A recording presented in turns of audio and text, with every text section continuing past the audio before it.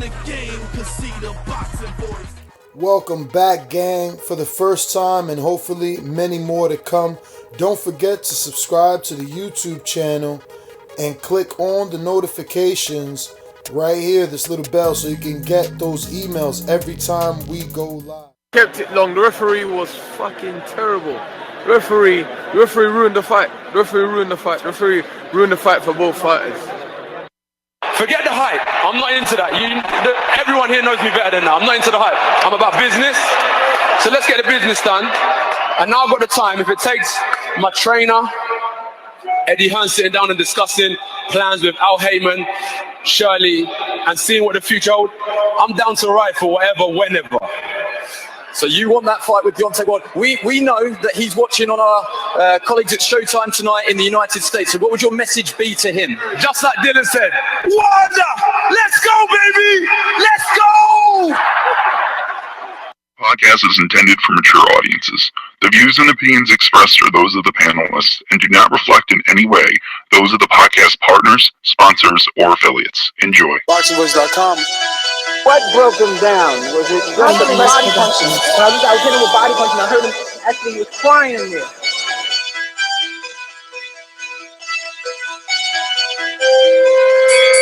You're saying that Biggs was crying when you hit him? Yeah. When did that happen? And perhaps the fourth round on. Boxingvoice.com. So that you knew you had him by that time. Absolutely, but I knew he was tough and taking those punches. Productions.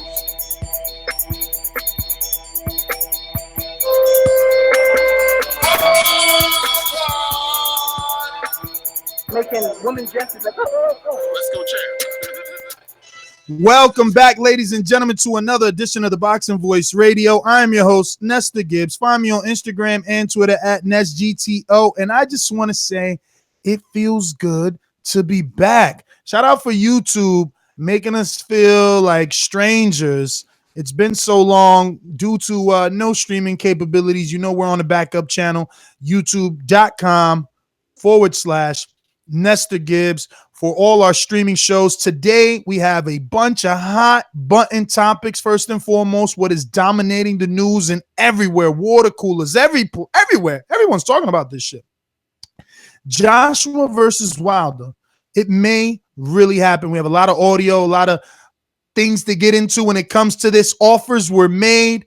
Joshua coming out saying that 2 offers or 3 offers, and now Team Wilder making a counter offer. I mean, just a lot of offers. Speaking of offers, our good friend Gennady Golovkin can't seem to get an opponent to accept an offer, or should I say the Nevada Athletic State Commission to accept an opponent who accepted an offer for Gennady to somehow stay with the Cinco de Mayo date. And my fingers are crossed because, hey, Shiva sponsors Triple G, and we want to be in Cinco de Mayo. So, hey, let's see what happens. Making a comeback is Fury. He's actually back. They actually have a date, June 9th. So we'll give you all the details on Tyson Fury returning to the heavyweight division.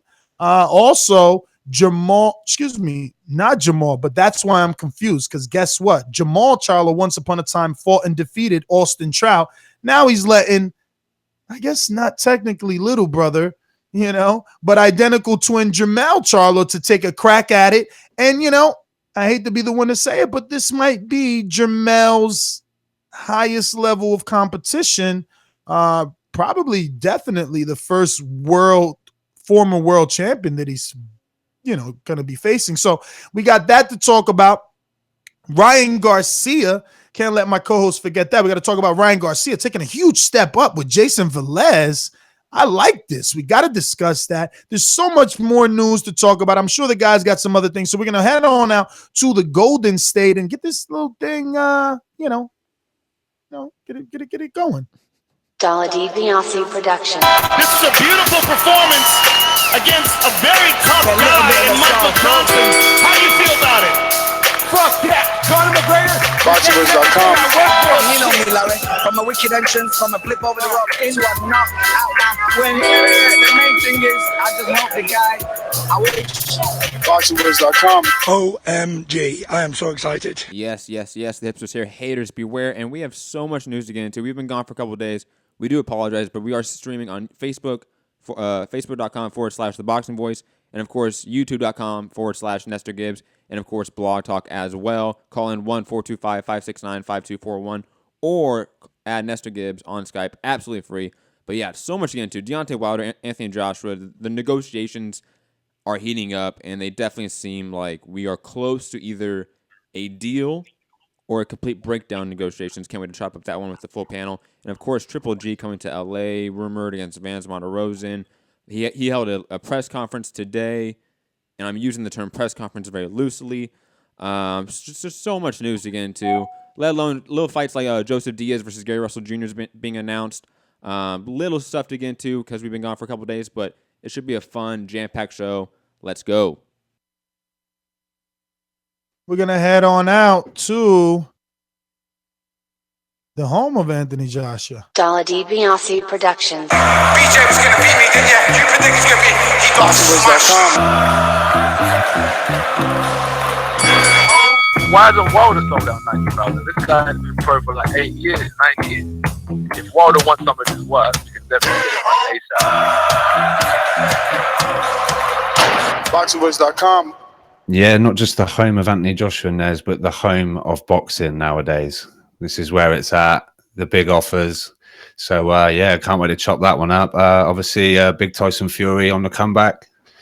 Yeah, we'll see what the panel and if the callers have got to say about that one. And, yeah, there's some like American topics as well, I think, something like that. But, yeah, we'll talk about it.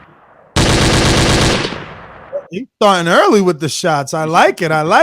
Let's head on out to everyone's favorite. Call him Make Us Wait, and not by being late, but Casual decided, TBV listeners, they needed to sweat. They needed to ask for the Cash Man to come back to the show. So let's head on out to the Garden State. What's up, man? Yeah, I just want to say I saw a fight too. Stay focused, stay working my dad. Right, boxing voice. Listen, if you come to fight, I'm gonna do it for you, man. I saw the fight too. I think you accurate. What's up, chat room? Thanks for the shout outs. I miss you too. Yeah, man. Hot topics, offers. Who's the greatest heavyweight? Joshua Wilder or Fury, right? Check one off, right? They got to meet. They got to meet on the top. I like the negotiations going back and forth. That's a hot button topic, as you say. It definitely did go past my timeline.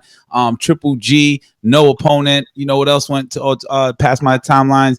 And I know you guys like me to mispronounce names, so I'm gonna read it. Vanez Martirosyan. I might have screwed that up, but yeah, I don't want to see that fight. He's not Spanish. He's not Spanish. How do you pronounce his name? It's no.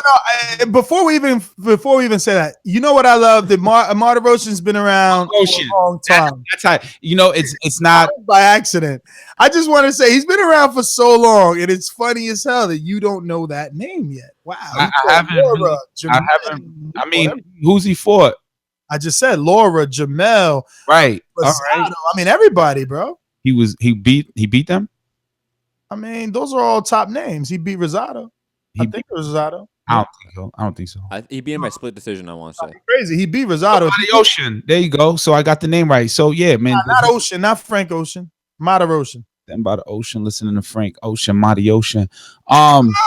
So anyway, yeah, Triple G. How does Martirosyan prepare? Oh, Martirosyan. Yo, Martirosyan. He's not. No ocean. He's Armenian. He's He's not Latin in any way.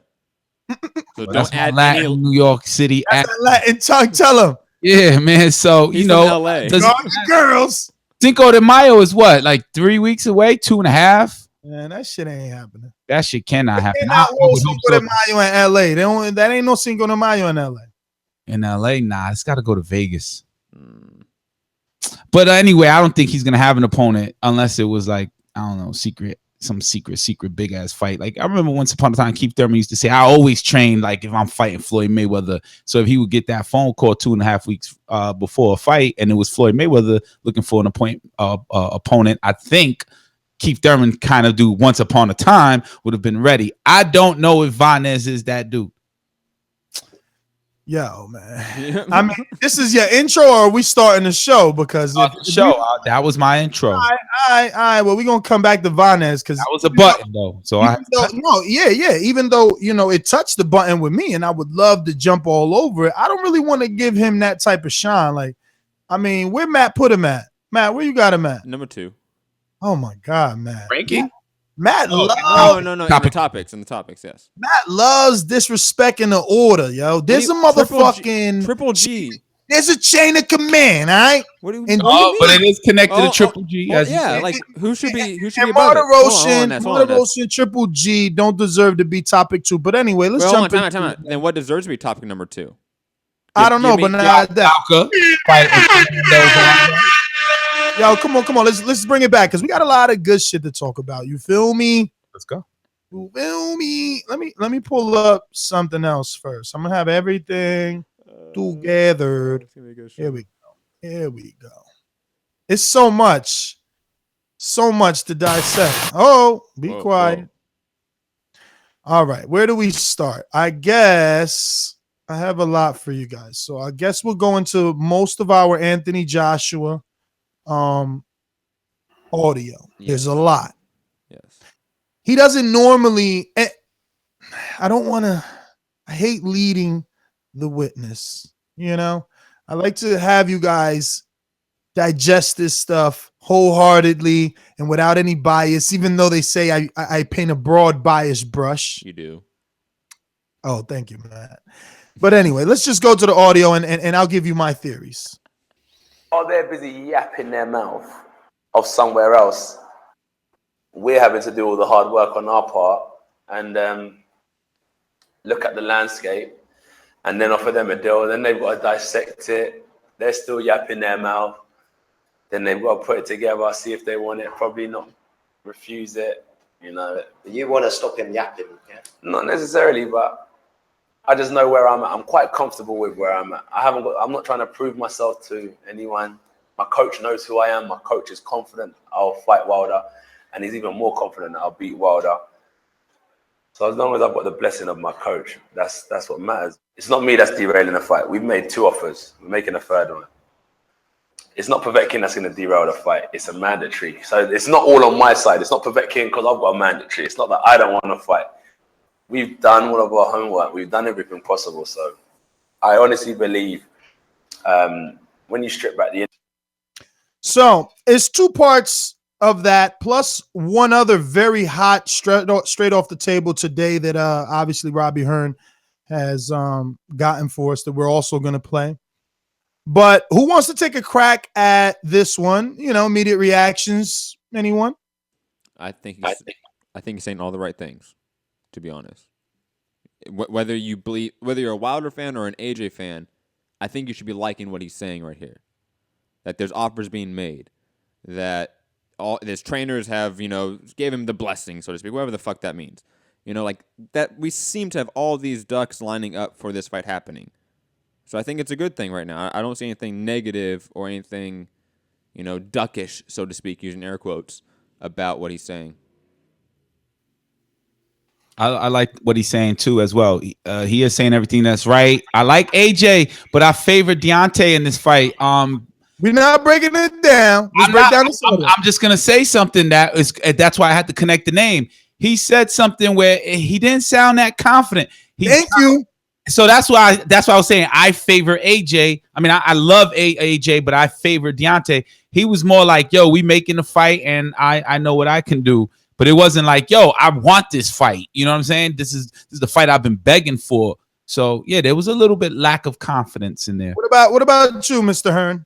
He definitely wants his fight. He's just not the Deontay Wilder shouting and screaming and, bomb squad and all in the, getting loud and crazy about it. He wants his fight. I don't know. It's coming out lately that he seems quite the, down low sort of businessman, and he's just going about his business. I'd like to ask Robbie a question real quick, if that's cool, Ness. I mean, if you could just wait a minute so that now I can give my take on the audio. Okay. I'm glad that you at least, jumped on that tail, that lack of confidence tail. And that was another one. That was another moment that you mentioned. But the one that struck me was when he said, I don't have anything to prove. I've proven all I had to prove. That scared me because that's boss talk. You know, I think I interpret that like I've got here. I did what I had to do. I don't need you. And that it's going to further my point in part 2, but you can see that right there off that. I mean, I don't know. I felt like just by hearing your response, Matt, automatically I wanted to interrupt and say, yo, you need me to play it again? But it's like a fucking minute long. And it's like, wow, to double it up a minute and again. And then hit number 2 times 2 because very quick, I can't. I have a you question. can't hear me. Is it a tonal thing where it's the tone of what he is saying that is the lack of confidence, or the actual words he is saying? The actual words. What words? The language that he's using. And it gives me that Mayweather. Who do you guys want me to fight? Khan or Maidana? Khan wins the poll, and it's like, fuck you. I'm Mayweather. I'm fighting Maidana. And that's a. I know that didn't turn out bad. So maybe the metaphor doesn't work. I don't get that metaphor. But for us hardcores, they do get the I guess it was the wrong one. It should have been Khan and Alexander, right? Well, I think no, it was Khan and Maidana. Broner and someone else. I mean, not Broner, Berto and someone else. Berto and Kareem Mayfield was after that. I want to say was after the Maidana fight when he did that. But I would say this, Ness. When you say he's sounding like a boss, that scares me. You mean scared as in I feel like he is in boss mode, so therefore he may not make the fight happen. Oh, absolutely. Okay. Listen, I'm totally waiting for a headline to come out that says Wilder didn't accept this offer. He's insane. I mean, the amount of audio that I'm going to play before we go to the callers, only the true AJ protectors are going to call in to somehow look for a defense of all this stuff that this man has said. I mean, it's crazy, but I think Enrique had a question for me before we go to part 2. Yes. Yeah. The question actually was directed towards Rob. He was like, yeah, this ain't all that bomb squad boisterous thing, but bomb squad, that's his attitude. So you can't compare it to that. But I was going to say, when he says there's nothing I can prove, he has 4 belts. There is a missing belt. There's a lot he has to prove. He has to prove. He's got a statement for you, Enrique. He's going to say later, my career doesn't end or begin with being undisputed. I almost fucking threw up when I heard that. But wait till that's the whole objective, right? But I mean, very quickly, we've seen quote unquote bosses in boxing not give a fuck about being undisputed. Mayweather, Oscar De La Hoya. I can bring up tons of examples of bosses that never really cared about being undisputed. Okay. It's prize fighting. They want the biggest fight for the biggest check. Bro, I can't hold myself because I heard all the audio. I don't know how you guys didn't, right? But yo, he in one part he says any of these young and up and coming guys would jump on this offer. Of course, motherfucker. Any broke motherfucker jumps on an offer. We see that all the time. We see Canelo, or a big name fight fall out and everybody got their hand up. That don't mean it's the right deal. So now you want to compare the last piece of the puzzle to every up and coming heavyweight. He said, I don't rate Jarrell Miller, but I respect Jarrell Miller. He'll take that fight in a heartbeat. Is Jarrell Miller in the same position Deontay Wilder is? But you know what? I'm going to shut up and just play audio because this man is incriminating himself. His balls are getting smaller and smaller and smaller every time he talks. I think it's just... Unlike Takashi, this nigga don't let his balls hang. I think don't let his balls hang. I think it's just, like you said, boss talk. It's him saying, look, here's the deal. I can do whatever I want. Absolutely boss talk. And Matt, let me finish my point very quickly. Very quickly. I'm on fire. Relax. I know you're amped up. We've been on a few days, and it's Deontay Wilder. It's okay, we haven't talked this so long. Let me put him out. It's okay. Hold on. Just because AJ is saying this stuff in the media, just like every other boss has done, does not mean this fight is not happening. This is exactly what he should be doing from a PR negotiating in the media perspective. Tactics, Matt. It is. Yeah, it's negotiation exactly. tactics. So I don't see the inherent evil in it like you do. evil is par for the course. ultimatum. This is par for the course of this negotiation. No, I no, was 100% expecting this. Were you Matthew, not? Matthew, the evil is in the ultimatum. You're going to hear throughout all these audios the tone of ultimatum. It's like, well, I got this. You want what I got. So, you either play ball or you don't. Everybody else will take this offer, but you acting like this is a whack offer. He's admitted that he sent multiple offers. So obviously they're willing to negotiate on the offers and send out multiple ones. Yeah, Matt. So I don't see anyone saying 50-50 or no fight. I don't see AJ saying that. Yo, actually, he said that Team Wilder said they want 60-40. And he said, yo, let me just play the audio, but I want y'all to pay attention. Clean your fucking ears out because I don't want to be I do, Ness. I'm also just not as... I'm just not talking to only you, Matt. I keep telling you, there's plenty of casuals that stumble across the show. It's called SEO, search engine optimization. I understand, Ness. But Anthony Joshua attracts new people that they don't even know who Matthew the Hipster Hunter is. For all they know, you're just some dude that looks slightly like Tom Cruise in Risky Business, depending on the shade of light and the camera that you're focused under. And facial hair. But yeah, we can go on to the next audio, Ness. I know you're hyped. I know you're hyped. Let's go. I honestly believe when you strip back the interview, it would be good if you could ask Wilder the same questions to get an understanding where he's at, because we're more than willing to fight Wilder. He's a fighter, man. That's what he does for a living. Do you know what I mean? It's like saying a building company saying that they don't want to build the Marble Arch. Do you know what I mean? It's what they do for a living. It's a great opportunity. This is the heavyweight championship of the world, the biggest prize in sport. So when he says he wants to fight for it, I'm definitely positive he does. But at the same time, I think he has to look at the landscape, what's to come with it, because you have to do a risk assessment, risk versus reward. And I think they're just analyzing that part of the deal before they rush and take the fight. Who's jumping on it? I will again, because everyone's scared to go against you, Ness. He said exactly the right thing again. Wilder is saying, okay, this is a huge fight, a risky fight. I want to make sure I get paid well and be compensated fairly, which he should. So AJ is just acknowledging that that's what Wilder wants, which I think we all sort of agree on. But let's not forget, he said on this show, why are you worrying about my pockets? It doesn't matter money. He just wants to fight Wilder. So he's just been offered 12.5 million. Where's the snapping of the hand? So, whatever, I'll take it. I'm coming for your bouts. But I don't know. Money too much. Why is y'all worried about what's in my pocket? There you go. As if I had my own little soundboard going on right there. So let me just get this straight before we go to the next audio. Enrique, any thoughts on part 2?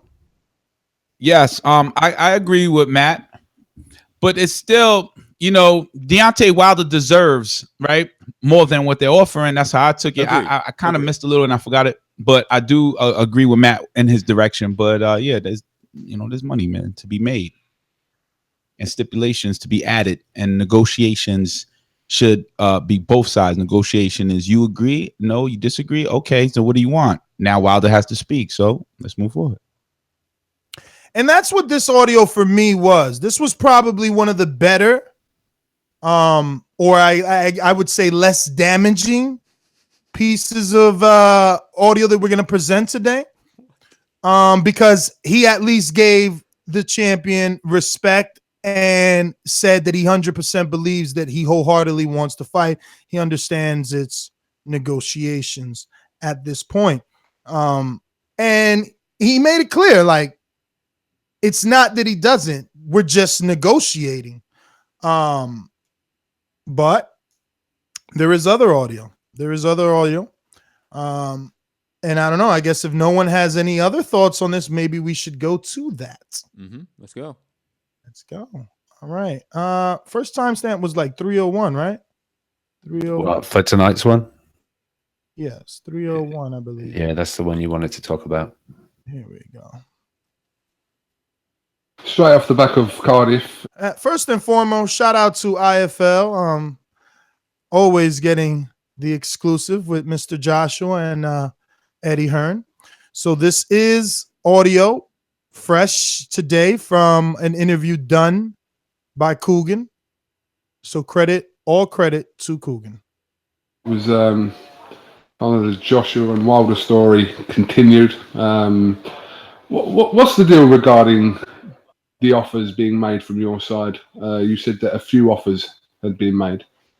Does that suggest that there were how many offers and what was rejected? Well, offers are always made.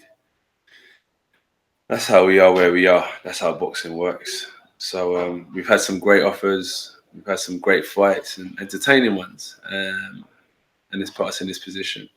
So regarding Wilder, you know, he's interested in fighting like myself. So there's no offer from America. So the offer comes from the UK. It's a very lucrative offer. So I'm now hearing that, you know, they want 60-40 split. They're happy to take 40%, you know, and they're happy to give me 60%. So, yeah. So apparently it's $100 million fight. Yeah, can you just clarify? It's $100 million fight, right? Would you say so? No. Okay, but we're gathering that this is a $100 million fight. That's what they're saying. And they want 40% of that pot. So I said, okay, what's 60% of 100 million? Okay, 60, yeah. 60 million? Yeah. Okay. I'll take 50 million up front. If that's the case, Wilder's team, bring me 50 million up front and we'll take the fight. So let's stop it there and all, you know, pray that we don't get in trouble for sharing you that audio. And I guess we would have to work backwards, team. Mm-hmm. And by working backwards, we'll start at Anthony Joshua accepting $50 million flat fee. That's one of his counteroffers to a Team Wilder counteroffer of 60-40 to a hypothetical $100 million purse. Matt, before we move further, can you just reassure me that it was on this show that Eddie Hearn, the promoter of Anthony Joshua, CEO, president, whatever, of Matchroom, said live on the show that this fight was projected. And when I say this, I mean Anthony Joshua versus Deontay Wilder was projected to do $100 million. I need to go back and listen to it, but I was talking to Rob about that, and we disagree. Rob remembers 50 million. I remember 100 million off the top of my head. No one's found the audio? I have not gone back and looked at it. I think if you look back, I think it was spoken in terms of 100 million as it could be. It could be built into a $100 million fight. But I think it came up around 50 when he was on the show. But let's go again, because when this report came out for the 12.5 million, it came out with the context of it's a $100 million fight. Yeah, the internet went crazy. But that's what Joshua is. Joshua sounds like he believes it's $100 million. That's what he's sarcastically laughing off, that it's $100 million. So he's saying it's nowhere near $100 million, but let's hypothetically say that it was. Let's assume that it is. All right, since you think it, he's actually saying this. He says, this ain't no fucking $100 million fight. But since Team Wilder and everyone in his pockets think it is, and want to try and get Wilder $40 million, right? When he's only made 2.5. Well, fuck it. Since you want 40 million, don't take 40. Take 50. Take 50. Just pay me my 50 up front. Pay me right now. You pay me right now the way Floyd was offering Pacquiao 40 mil, and you could have 50-50 actually, because if you pay me 50, there's another 50 on the back end. There's another 50 on the back end. I think it is a $100 million fight. I agree, Enrique. I don't know why Eddie Hearn came out and said it was a $40 million fight. I disagree wholeheartedly with that. I think that's a negotiation tactic by Eddie Hearn. This is a $100 million fight. Yeah. I mean, Oscar De La Hoya, Floyd Mayweather was like $130 million fight. Yo, Hashtag Matt Stats. Where the fuck you getting this information from? This is $100 million for stats because I said so. My name's Matt. Hashtag Matt Stats. Oh, it's 100% my opinion. Yeah, that's just a guesstimate or a projection of based off what you gotta at least base it off of other fights. Here's Like the you thing. just said, Oscar De La Hoya was 130 million. Then you could say Broner versus this guy was this. So this one gotta be able to do this and put it into perspective for the. That's my perspective. I think very quickly, Oscar De La Hoya and Mayweather made $130 million, right? Mike Tyson and Evander Holyfield, the heavyweight division, also made over $100 million. And remember, those two fights were very market centered to the U.S. They had no UK revenue. Okay, and that was the next thing I was going to say. This is going to be pay per view on both sides, and on both sides, no, they will make it. I think that's where they're going to. I don't know if this is pay per view on both sides. No way. I don't think. Second fight, maybe the second fight. One's Deontay. Why not? Because if it's in the UK, Deontay's going to go to the UK.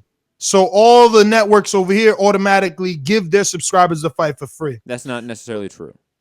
You think there's a pay-per-view at 5 for boxing? I'm telling you, brother, Deontay has never done a pay-per-view. You can't just bring Anthony Joshua, who's only done 300 and something thousand live TV, and expect to sell some fucking pay-per-views in the US. You kidding me? But when you have Deontay Wilder, who is the biggest star on Showtime's roster, He and very quickly, very quickly, my ass, man. Hold on, Ness, because your argument is that AJ and Wilder have never done pay-per-view in the US, so why make a pay-per-view? Triple G and David Lemieux have never been on pay-per-view before. They made that shit pay-per-view. Brother, and you don't. Terrence Crawford, Victor Postal were never on US pay-per-view, and they did that. And I think Wilder Joshua is bigger than all those fights I just said. My man, you making the case for me. You bringing up straight duds, you weirdo. Wilder Josh was a bigger fight. Wilder Josh was a vastly bigger fight than Triple G Lemieux. Vastly bigger.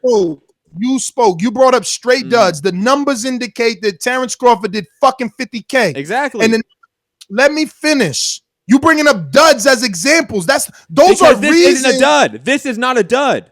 This clearly has platinum. Platinum written You don't over want to let me talk because he talking. I'm gonna jump in. I'm gonna follow up. So you don't want to let me talk. You a loser. You lost. Okay? But I say might support you. How you gonna base Why you it? call him? Whoa, Ness. Slow down and roll there. Don't call me a fucking loser. Here go Mr. Personal. Get your sensitive ass out of here. Beat it, sensitive.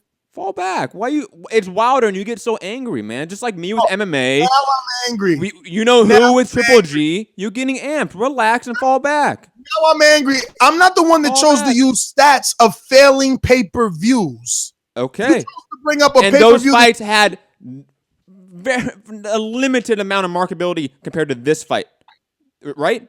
I agree. I know that the promoters looked at that fight and said, "Damn, Triple G Lemieux, everybody was happy for that, and it only did 170." Let me ask you a question though. Do you think a promoter say, "Yo, that fight could have did bigger if they done this like that"? No, hell no. You see how much promotion was behind Triple G Lemieux? Yo, those motherfuckers can't even speak English, man. What are you talking about here?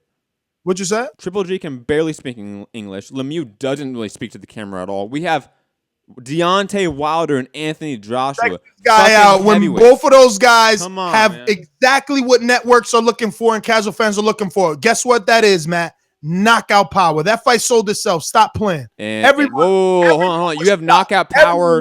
You have knockout power way more than Triple G Lemieux in this fight. And I'm not arguing that. And they can fucking speak English and sell a promo, man. Like it can at least do 200,000 view buys. I'm not arguing any of that. I'm not arguing any of that. It will do at least 200,000 pay-per-view buys. At least. Listen, all I'm saying is this. Triple G. Mm-hmm.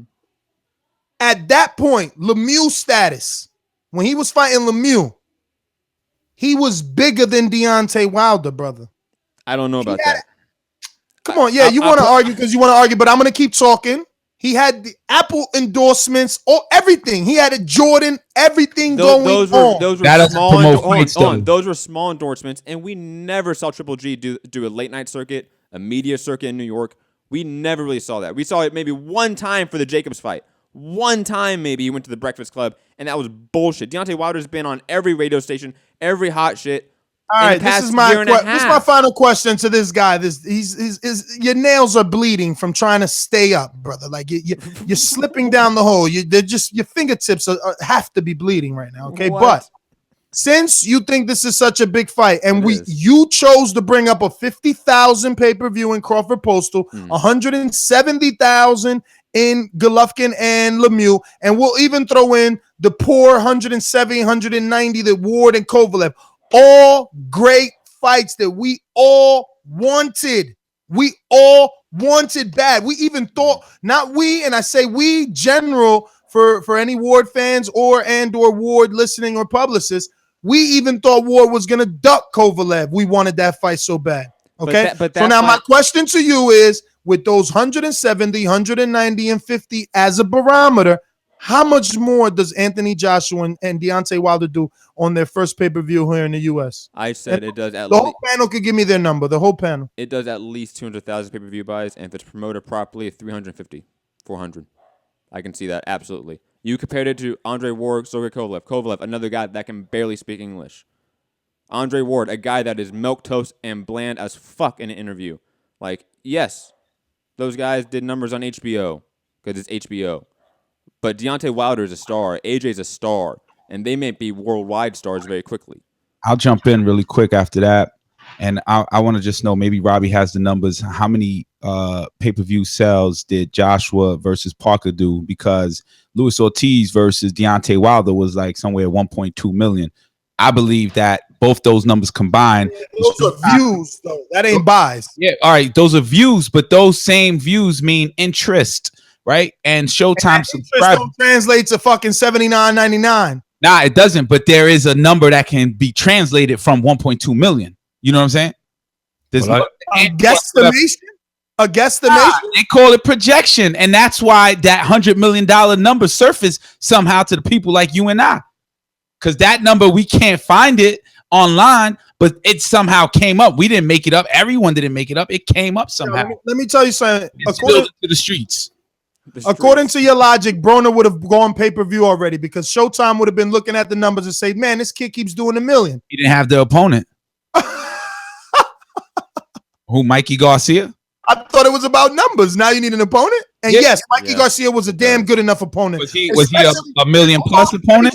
Let me just finish this couple of words, especially when you put in perspective what Matt brought up, Terrence Crawford versus Postal. If that went to pay-per-view, fuck yeah, Garcia Broner could have went pay-per-view. But what is Garcia doing? Garcia is barely known. He's known more to the boxing public. No, you know why they didn't do Broner Garcia pay-per-view? Because they seen Crawford Postal was not pay-per-view worthy, and it only did 50. So they were smart enough. Same thing I'm saying when they're going to look at this fight. They're going to need Deontay or AJ to put on a magnificent show the first time so that the second one can be sold in the U.S. If AJ does not have a fight in the U.S. first, how are you going to sell a pay-per-view with this dude? It can't. It won't happen. I think Eddie Hearn used that same exact logic to have the Miller fight first. Hey, and you know who else got that logic? Well, should I say I can't say that he has it, but we'll play the audio anyway, and you can make up your own opinion. But I will say that he had it, HAD. The Deontay Wilder Joshua fight next. Why a trilogy? Why does it have to be built? Why not? Well, look, coming into this fight, I was of the opinion that it would be best if Anthony Joshua fought in the U.S. at least once before a big Deontay Wilder fight here. After this, and this statement that Deontay Wilder made tonight, I think the best outcome is to go straight to that fight. I think it's not going to get any more right now. Anthony Joshua has just sold 175,000 seats in his last two fights. Deontay Wilder just made a massive statement to the division. The fight's not going to get any more ready than it is now. I'm in favor of making it immediate. All right, so just to kind of. And that was Steven Espinoza for those. Yeah, that's what I was going to do. Give a little synopsis to those because it's a little hard to hear. Obviously, it's immediately after the Deontay Wilder versus Luis Ortiz fight. And Steven Espinoza, the head of Showtime Sports, had an interview and he said that he was of the mindset that Joshua needed that U.S. opponent the way that I still believe he does if they're going to go pay-per-view. You know, I'm saying if they're going pay-per-view. So he says that was something that he felt in the past because after Wilder did what he did to Luis Ortiz, he feels that this fight cannot be built up anymore. So that goes right to your point, Matt, about building up. He says, no, there's no more building to this, you know, or rather that goes to my point where I'm the one trying to say, give him the Miller fight. But that's only if you're going to do a pay-per-view in the U.S., but whatever. Thoughts on the audio? I pretty much agree with it. I think this fight is like it's a now sort of thing. It seems like all signs and all roads are pointing to this matchup happening next. And you know, Steven Espinoza wants a piece of that, and it seems like both parties want to stay on Showtime. So it seems likely we're gonna have Steven Espinoza in the middle of it. So yeah, I think it's a good quote. I think the only way it could have been bigger is if Deontay would have came over to the UK and made that little bit more hype and whatever about the fight. But I don't see it as pay-per-view in America. I think at 5 p.m., I think it's kind of been shown. Obviously, AJ up against Wilder will do different numbers, but I don't see it being pay-per-view in America this time round if the fight's in the UK. But if the fight's over in America, it's going to be prime time in America, and it's an ideal opportunity to be pay-per-view for both countries because we do it anyway. We stay up till 4 a.m. waiting for the big fight here if it's pay-per-view. But Mayweather you Ricky guys Hatton did almost 1 million pay-per-view buys, and that was at 4 a.m. in the UK time. Who was that, Matt? Mayweather Ricky Hatton. Yeah, that's Mayweather, and then Ricky Hatton is a. He always bringing up Mayweather. There is no other Mayweather, bro. Where's he at? No, hold on. Ricky Hatton was the reason why 1 million UK people stayed up till 4 a.m. to watch him go and fight the biggest guy in the US. Similar to how everyone in the UK is going to stay up till whatever time to see if AJ is going to go and beat the US guy in the US if they were to make it in the US, but that's not happening anyways. Yes. I believe it. That the 5 p.m. pay-per-view is a turnoff. Like I wouldn't want to watch a pay-per-view at 5 p.m. I probably won't even be home. But for this fight, I will stop and tune in. Steven Espinoza, he said, I couldn't really hear. I didn't even know it was him. I thought it was Sean Detel for a second. But was he saying that this fight is the biggest it can be right now, this day? That's what he said.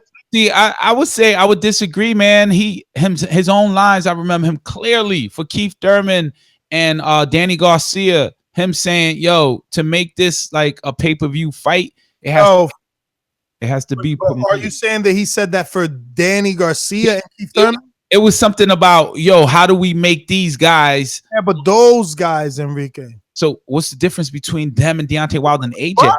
They're not on the same level. They don't get paid the same. They don't, but one of them, Deontay Wilder's last Barclays Center was sold out. No, that's the fucking point I'm trying to make to you, that the heavyweights get paid way more than Keith Thurman and Danny Garcia. They're not even in the same category. All right, well, you need to build them up. Heavyweights build themselves up. Well, what I was saying, what Espinoza said was like, yo, to make these guys the new pay-per-view stars, they have to be promoted outside of boxing. These fighters, if they think that it's a not $100 million payday at the end of the night, hell yeah, they must start now making this business outside of boxing to get it back in. And they have, I would say AJ's done in the media circuit, both in the UK. Deontay Wilder's been on everything from Jesus and Miro to The Breakfast Club to whatever. AJ has made it. AJ has videos out there with Kevin Hart. Kevin Hart promotes movies on his social media. He gets paid for that shit. You know what I'm saying? The Rock shouts out AJ. He's known, man. He's global right now. Yeah, AJ definitely has way more popularity internationally. I just don't know that translates to pay-per-views, but we do have our producer, Monsterpiece, live with the champion himself. Abner Mars will be going into his rematch with Leo Santa Cruz in Los Angeles. Let's go out to Monsterpiece. Monster, how are you? Abner, good evening. How are you, my friend? Good evening. What's going on, guys? All good, man. All good. Looking forward to June 9th against Leo Santa Cruz. Should be a good one. So first and foremost, just want to say thank you so much, obviously, for taking out the time. I know, you're obviously holding camp and, will be, right? When do you start camp? Have you started already? Oh no, I definitely did start already. I've been in camp. You say about it's gonna be 2-3 weeks now. Yeah. Well, like I was saying, thank you for taking out the time. We truly appreciate that. We want to start there first. But we do want to dive right into the camp, man. I mean, you chose to go back with Robert Garcia, and ever since you did that, things have been going very well for you. So much so that you chose to take on this rematch. How ready are you for this? And just walk us through it. I mean, I'm sorry. When I first started, I didn't thank you guys. Thank you guys for having me on. It's a pleasure. And you know what? I'm really happy that I get the chance to fight Leo Santa Cruz again. Get a chance of redemption. And like you mentioned, now alongside of Robert Garcia, a tremendous coach, amazing, what he does. I mean, I think it makes it more exciting knowing that I have someone like at this level of training in my corner. That lets you know alone that it's going to be a different fight. I'm going to listen to him. We got a game plan, and I mean, just going based off my last performance, with Robert Garcia, you could you can see the changes, drastically, and I have been improving. If anything, I feel a lot better with him. Hey, Abner, it's Matt, one of the co-hosts of the Boxing Voice. Thank you for being on with us. You mentioned about sticking to a game plan, changing things up for this rematch. The first fight was, basically an all-out war, one of the Fight of the Year contenders, one of my personal favorite fights of the year. And then we saw you in the Jesus Cuellar fight. Definitely box, stick to a game plan. Are we expecting more of that Abner Mares in this fight, in this rematch? Exactly. Yes, that's the plan of sticking to one game plan. I mean, if it works, keep going with that. Obviously, the conditioning. My last fight, even though it was still close, fighting the wrong fight. But I did change up. Try to do too many things in there. 3 years ago. So yeah, definitely now it's just listening to one demand, and whatever he tells me, going to do it.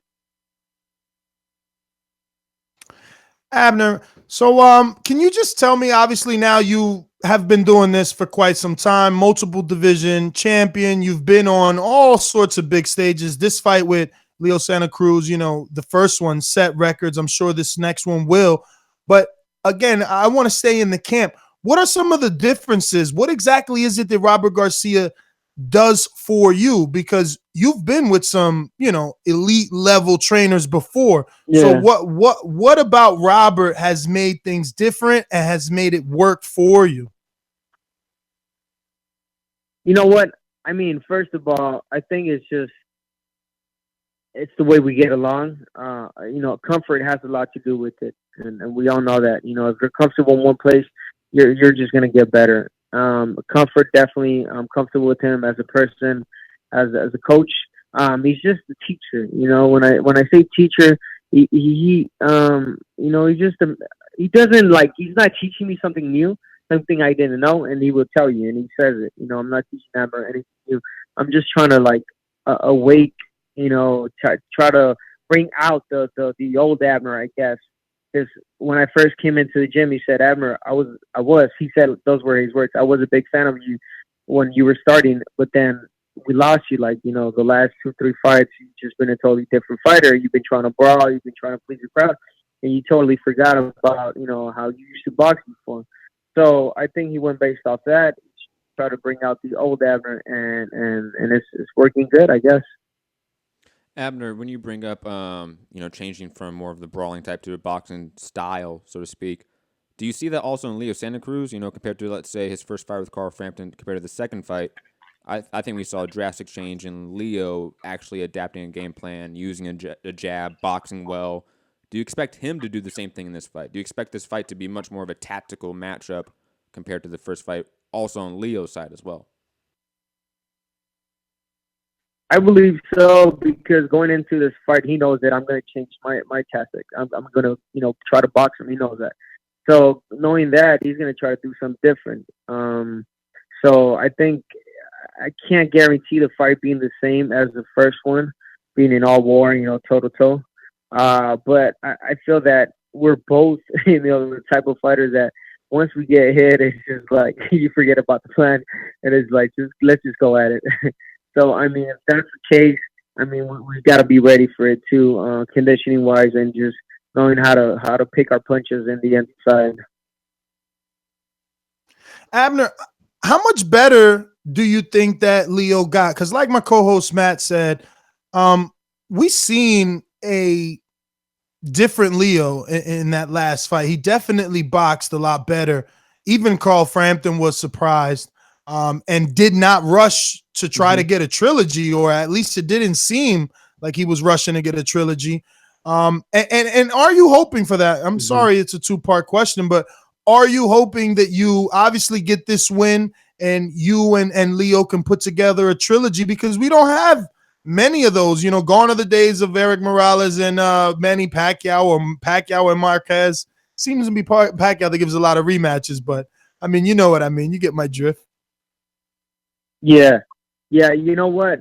That's a good question, because I, as a fan, I didn't think that, you know, as a boxing fan, I didn't think that Leo had it in him, you know, to come back and box like he did against Frampton, to change things, and he did. You know, he surprised me, as he surprised many of us fans, and he looked great. He has been improving. So I mean, that lets you know that you know he's also a student, and he's bringing different arsenals, you know, coming into this fight.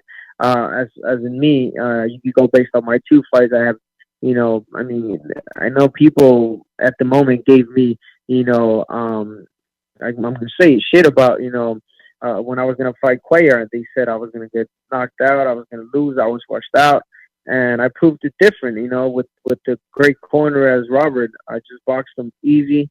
I even dropped a guy, you know, a power puncher, and I was able to take his punch easy too.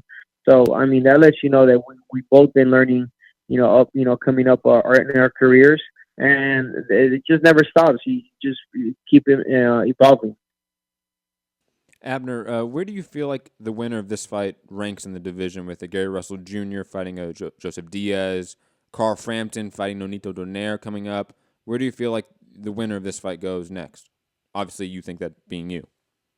I mean, honestly, I don't go based on 1, 2, or 3 of who's top. I mean, they're all big names. I mean, you could put anyone in any order, and I wouldn't be mad. You know, Oscar Valdez could be one, or Gary Russell. But then Gary Russell hasn't fought in so long. You got Frampton. I mean, all these guys are top one, you know, to be honest, if you ask me. So any of these fights, God willing, if we win, will be great to fight against. Because I mean, if you fight a Frampton, I mean, if he beats Nonito, I mean, that lets you know he's ready. If you fight Gary Russell, who just beat a Jojo Diaz, I mean, come on.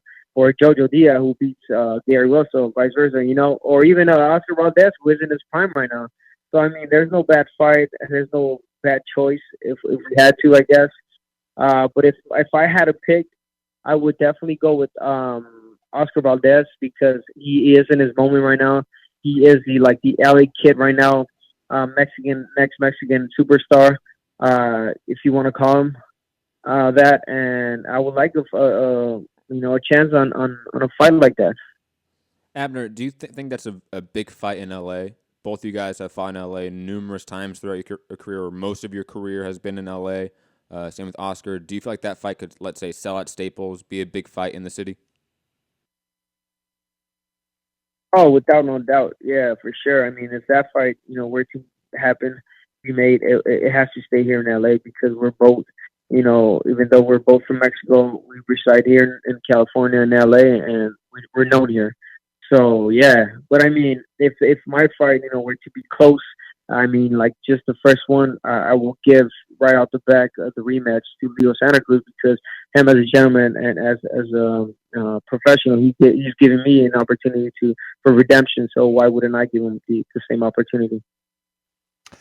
Oscar, I called you Oscar. Holy shit, Abner. Because I'm thinking of Oscar Valdez, because I really want to say, Abner, that Oscar Valdez fight will never happen. You would have to be coming off of 2 straight losses to get that fight. I'm just being honest. I mean, we both watch boxing. He just fought Scott Quigg, and that was like his 6th title defense or 5th title defense. Like, I highly doubt if you beat Leo Santa Cruz they're gonna be like, "Yo, I want to unify with Abner." I mean, I'm just not seeing that. Yeah. Shit. But I mean, yeah, that's a good thing you bring it up. Yeah, but you never know. You never know. So I wanted to ask, because in the Quellar fight, you obviously got the knockdown, and you're absolutely right. On this show, this is a heavy call-in show, so numerous fans call in on our fight preview days, and people did think you would possibly go down since you've gone down, and instead you did the opposite. You put him down. Now, Leo's never been down that I recall. I don't know if you can tell me that he has, but do you feel now that you're settling in and a knockout can be possible under this new, more patient Abner? Because, I mean, you got the knockdown because you were fighting a different style, right? Yeah, you know what? I do see a possible knockdown, even the stoppage, because, like you said, I'm more poised now. I take my punches. I do a little bit more damage. I wear down the fighter. So definitely, I mean, yes, you're right. He's never been down. He almost did if it wasn't for the ropes when Frampton hit him with the left hand. He almost went down. That's the only time I can recall that. But again, I carry good punch. I'm not a one punch knockout artist. Everybody knows that, but I do hurt my opponents enough to do damage or even get a stoppage or bring you down. So obviously we don't want to keep you here too long. We want to thank you again, champ, for coming on. Obviously, training camp and just, taking the time out of your day to, give back to not only the Boxing Voice, but to our listening audience, all the boxing fans out there. I do want to ask you, you opened up your career back in 2005. So it's been about 12, maybe 13 years since you've been fighting. How much more do you think Abner Mares has to offer to the boxing world? I mean, now I could honestly tell you that I personally want to go another 3 solid years. If we're still good, go for that 4th. But I believe that I'm still good for another 3 years. And you see yourself topping out in this division, or you still see yourself going up? Because I'm sure you're over there sparring with Mikey, who's a pretty big boy, and all the other guys at the Robert Garcia Boxing Academy. So how where do you see Abner Mares retiring? Oh, I definitely see myself retiring at 130, even get a chance at 135. But at 130, I'm definitely going up. I mean, look at Cuellar, the guy I beat not too long ago. He's getting a chance at Cervantes Davis, not a couple of weeks from now. So I see myself up there as well. So I mean, within time, my body's growing, and you never know. Hopefully, I get a chance at a world title in that weight class. I said that was my last, but you had such a perfect answer. It gave me a follow-up. We've both been in this sport long enough that once upon a time, a guy like Cuellar getting a shot for a vacant title could upset a fighter, not the one getting the shot, but others on the outside looking in, wanting to get that shot. Gone are those days, since, we have so much boxing now with both, Top Rank, Golden Boy, and obviously Al Heyman doing so much business in boxing. You guys are getting so many opportunities. How do you feel about Cuellar now getting another shot? Both Gervonta missed weight and lost his title on the scales. Cuellar lost to you. He's coming off a loss and he's getting a shot. How do you feel about that? I mean, I don't know how to answer that, to be honest. Still being an active fighter, I mean, we all deserve a chance, I guess. Like you've mentioned, nowadays it's different. If you're with the right guy, I guess that's the perfect answer. If you're with the right team, you are gonna get those chances. I mean, let's not go too far. I mean, I have my respect for man, I forgot his name. Who's fighting on my undercard? Jamar Charlo. He's fighting Austin Trout. Who's he fighting? No, Austin Trout's fighting Hugo Centennial. No. Okay, the other brother. They're fighting Jamel versus Austin Trout. Austin Trout. How many chances has Austin Trout had? I believe Austin Trout has 2 or 3 chances, and I'm not mad at that. If anything, I support that because we always deserve a chance at that. Getting paid. Because at the end of the day, fans are not gonna remember us for the championships, for the fights, how many times we fought it. So we want to retire with some money as well. So I think that's what they're the management, the team comes in and helps them out with that. Well, Abner, I want to thank you, obviously, again for taking your time out and giving us this interview. Want to wish you the best training camp and to have a great fight. I want you to do great numbers. Let's promote this properly. Make sure you get on your team. Listen, I know Hannah does a wonderful job. If you're listening, Hannah, thank you, obviously, for getting us this interview. But, Abner, make sure you light a fire under everyone. We need to promote this. This needs to be just as big as the first one, if not bigger. I mean, it should be bigger, really. Boxing is booming right now. I mean, heavyweights have this thing all over the map. Definitely. But if you want, please give out your social media. Yeah, I was going to say at this time, please give your social media and let everybody know where they could follow you. Yeah, follow me at Abner Mares, Instagram, at Abner Mares, at Twitter, Abner Mares, Facebook, and we'll definitely be promoting this fight. I mean, this is definitely a sellout fight. There's no other way, and we're going to put on a show. Thank you guys for having me on, and you guys know, Team Mares all day on this side. Appreciate you guys. Thank you. Thank you again, Hannah, and our very own Monsterpiece. I really wanted to say Monster's first name because it rhymes so much with Hannah, but she hates that. There you have it. World champion. Yes. Abner Mares. Is there fight of unification? I think it is. But I don't know. I think so, but I don't know. I should probably look that up right now. But just shout out to for the WBA only. So that's actually Mars's title, not Leo. So Leo has what Leo has, like a WBC emeritus? Probably, or like a silver belt, something like that. Man, he better get that. He better get that cracking with Russell. Russell be chilling, man. Is it Russell? No, Russell don't have it. Who got the BC in this division? That's Russell. That's Gary Russell. Russell? Yeah, that's Gary Russell. Why wouldn't Russell try to get in the mix with these? Actually, he's always claiming that these guys don't want to be in the mix with him, and I just don't see that. Especially when you hear Abner Mares talking about he wants to get in there with Valdez. Yeah, I don't think that at all. I think Gary Russell's just a guy that's just been inactive for whatever reason.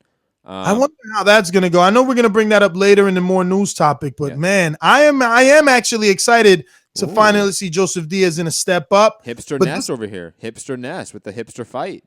This is not a step up. This is like, whoa. This is like they're throwing him in the pot, right? I mean, they're not throwing him because it's a mandatory, like it's been mandated, it's been ordered. Look at UK Rob over there, like, oh my god, they put him in his sleep. When are we gonna talk about Joshua again? Oh my god, Joshua. Oh my god, Tyson Fury, please talk about these UK guys. All right. Well, there you have it, ladies and gentlemen. Let me get one point off about Abner before we jump off Abner. I covered his fight with Jesus Cuellar. I was one of the people that thought he was gonna lose and be finished in that fight. But you ain't had the balls to say it on the show. Exactly. Applaud Matt for that. Yo, pussy. I want to say this: the renaissance that Abner Mares has had. The renaissance he has had because of that fight and post that is just great to see because it's one of those where he's a guy that doesn't matter you have a loss. Yo, I just want to say really quick. Totally off topic, right? Mm-hmm. But I don't even know. Nah, I don't see any new number there. But supposed to be like 2 females calling in today. Someone, I had that conversation with you. Very knowledgeable. Both of them, actually. So it's going to be official. I don't know whenever it happens. But if you're listening to this, this should entice all females. Whenever it does happen, maybe they get scared now because I made an announcement and shit like that. You know how that goes. But shout out to the 45%. Shout out to the 45% for always representing. Yo, it fluctuates. Sometimes it'd be like at 47 though. Shout out to Dollar DiBiase doing numbers. Yo, Dollar, you doing numbers, my man. Yo, we got him working. You got blisters on them fingers. I see you. Listen, let's move on, man. We talked a lot of AJ, so we're gonna see Kid Matt. Excuse me, not Matt, but Rob, yeah. See, could Rob talk something other than Joshua? We're gonna talk about Gennady Golovkin and Vanez Martirosyan. All right. And before Enrique says ocean a bunch of times and fucks us all up, you know, you start listening to it wrong, you start pronouncing it wrong. But I'm gonna say sell this motherfucker. Do not buy this. They've already rejected this. I don't even know how this is back up for debate with Nevada. Like, when's the last time Vanez fought? And even if he's not inactive, so what? Like, we didn't even see it on TV. Nevada did not deny that fight. It was the sanctioning bodies. The individual sanctioning bodies denied that fight. What was the reason? Had no issue Yeah, with it. so you know what's gonna happen? Now I'm reading that it's gonna be the IBF belt on the line. So they'll just get like, you know, temporary time off from the WBC and the WBA while they defend their IBF with Vanez. No, the opposite. No, they're saying that. The opposite. They might have to vacate the IBF because Derevchenko will not want to take a step aside. Woo! And and I also seen that Tom Lawfer says, "Oh, we want to build up the Derevchenko fight first. You ain't want to build up Wade when he was the IBF mandatory." Yo, they had a press conference today to announce nothing. You know what came out in the press conference? That Vegas is actually back on as an option. Every fighter's an option still. It's only the IBF that really is upsetting the Van Martirosyan apple cart. And we have nothing in schedule. There's no final date when we're going to have information, and it's 3 weeks away. Oh, shit, Matt, you know how I feel? Or, no, you know what I think? Said he won't smoke. I don't really see it, though. Yo, he don't want to fight nobody. How you going to pull out Pablo Munguia? Never heard of him. Vanez Martirosyan, been on the shelf. And who else was the other options? Like, are they even really trying to make a fight by using these options? Like, yo, I swear to God, I'm gonna say it right now on record. On record, Tom. Ooh. We know you listening. We know you listening. Yo, so I'm gonna say on record, give me Gabriel Rosado, Gennady Golovkin 2. I'll take it. No, wait, Matt. Stop. No. Okay. But think about it like this. I'd rather just cancel the fight and schedule for June or July and have it a real fight. Just cancel it. Think about it like this, guys. Yeah, we can just do this to the whole fight. Hold on, we can do this to the whole fight card, Ness. He's deleted. We're good. No, we're good. Just delete it. We're good. No. At this point, I'm over it. We're good. Matt, let him speak. He's going to explode. Ness, I watched a 2-hour press conference today that was about nothing. I dreamed that it was on. I didn't even know they had a press conference. Yo, somebody sent me a link. You know how I am. I got connects. Can I just defend myself, right? Because I'm saying Rosado, based on the options that they're offering us, Rosado is like fucking ice cream with whipped cream with a cherry on top. And let's not forget, he did fucking good, all right? He went 10 rounds. Yes, he was bloodied and battered, but he did decent. He was one of the first ones to step in there, too, and he was a 154-pounder. Now he's filled in, and I'm just saying, I would rather have fucking Rosado. Remember, when you call in here trying to give me shit, oh, Ness, Rosado, oh, motherfucker. Remember that I'm saying, Ness. Who would you rather have, Pablo Munguia or Rosado? Ness, I agree. Vanez Martirosyan or Rosado? Oh, I agree that Rosado is a better fighter than those guys we mentioned, even though Vance, I believe, has a win over Rosado. But I want none of those fights. I don't want any of them. Is that an option? None of the above. I want that option. Why you don't want to take the Demetrius Andrade offer? Said he won't smoke. I don't really see it, though. Yo, I don't know, man. Triple G is wilding right now. He doesn't want Demetrius. He doesn't want Derevchenko, who's a mandatory. I don't know why, man. And look, just cancel the card. And here's what I do. Is he on? Listen, I've got the solution. Talk to me. Everyone that wants to celebrate Cinco de Mayo, get on a plane, head over to the O2 and come and watch Tony Bellew versus David Haye. I knew he was going to make May the UK. 5th. God damn it. Cinco de Mayo in the UK. It's a new time. Come and celebrate. You know, no. I'm gonna watch that though. I mean, it sucks that they went freaking May 5th. It's like they don't care, but I guess they don't care.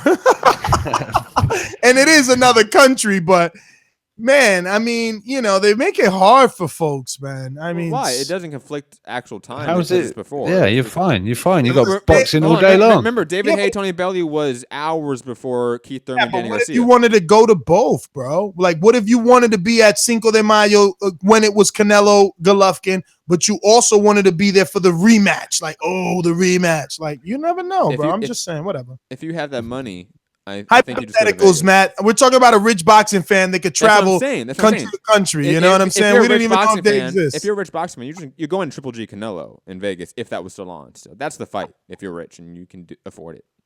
Yeah, for sure. So, I know that Tom Walther also came out and said that this is bullshit too, right? This Vanes Martirosyan shit. That is no official announcement. Well, there's no official announcement, but they are trying to get this fight.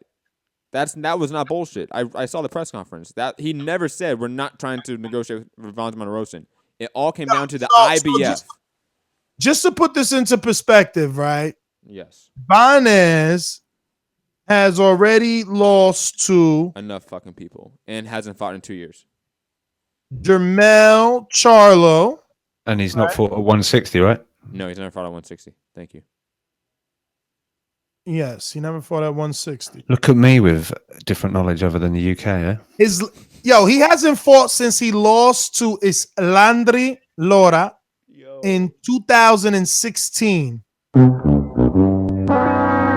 We good, fam. Hey, Tom. So wait. We good. So he would officially have 2 years because this fight was in May 21st. But he had already lost to Demetrius Andrade, who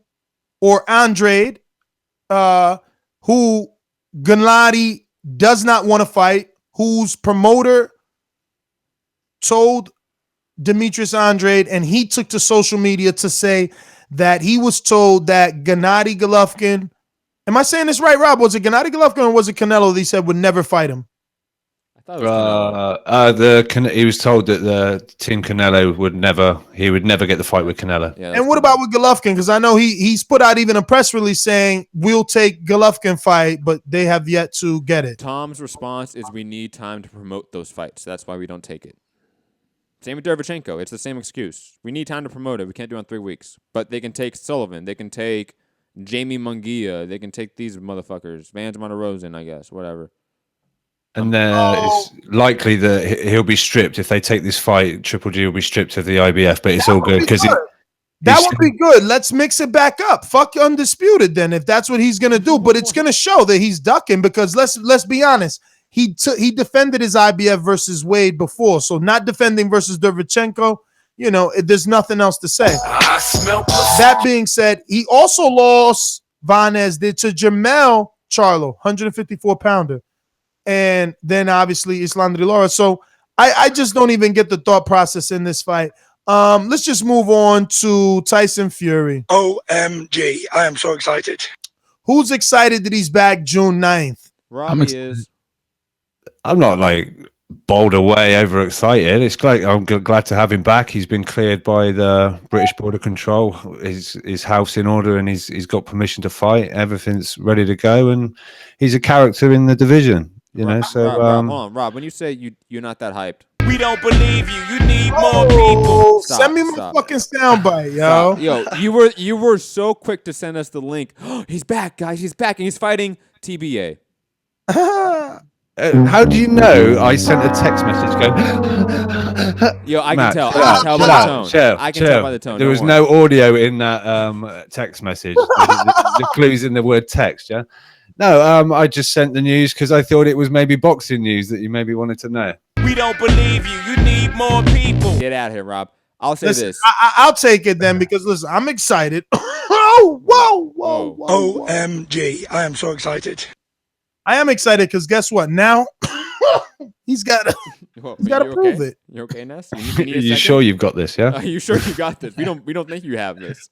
We don't believe you. You need more people. Oh, that was a great acapella right there, Rob. I'll say this. I am glad Tyson Fury is quote unquote back.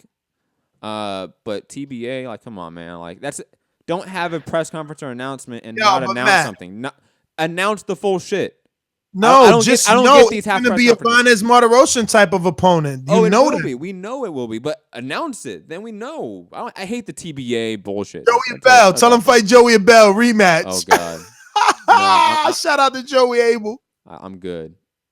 The favorite in the running to fight Tyson Fury in his comeback is Dorian Darch. I think I looked earlier. Who? Dorian Darch. I think he was like Yo, Dorian, stay in your lane. We don't want you. Who the fuck is that guy? Yeah, you don't want him, but you don't even know who he is. But he was like, I think he was something like AJ's fourth opponent. Brown, you sparring with Lucas Brown, getting him ready for Dillian White, but you about to fight Dorian who? Darch. Come on, get your favorite little internet Bible up, the box rack. Or Jeffrey. Yeah. Well, holy shit! Is it scheduled already? No. I'm just saying the bookies have got him down as the favorite. That's right. You guys bet on everything over there, man. What a life. I could get you a bet on what color boots he's gonna wear. Come on. Yo, we're gonna be giving out a list of names that will be receiving their Patreon rewards. Listen, it was a fucking gigantic list, okay? Mm-hmm. It took me almost 10 hours, all right? So stick around to the end of the show. That's going to make you stick around and hit that thumbs up button. Tell a friend to tell a friend. We on a backup channel. It's youtube.com/Nestor Gibbs. And you can always find that on the featured channel section on youtube.com/Thaboxingvoice.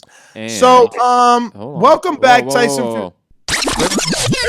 Very quickly digressing. I can't wait for him to overload one day. Very quickly digressing. No, you don't get it. I just got like a Mark Zuckerberg like flashback to like robot. Anyways, like digressing.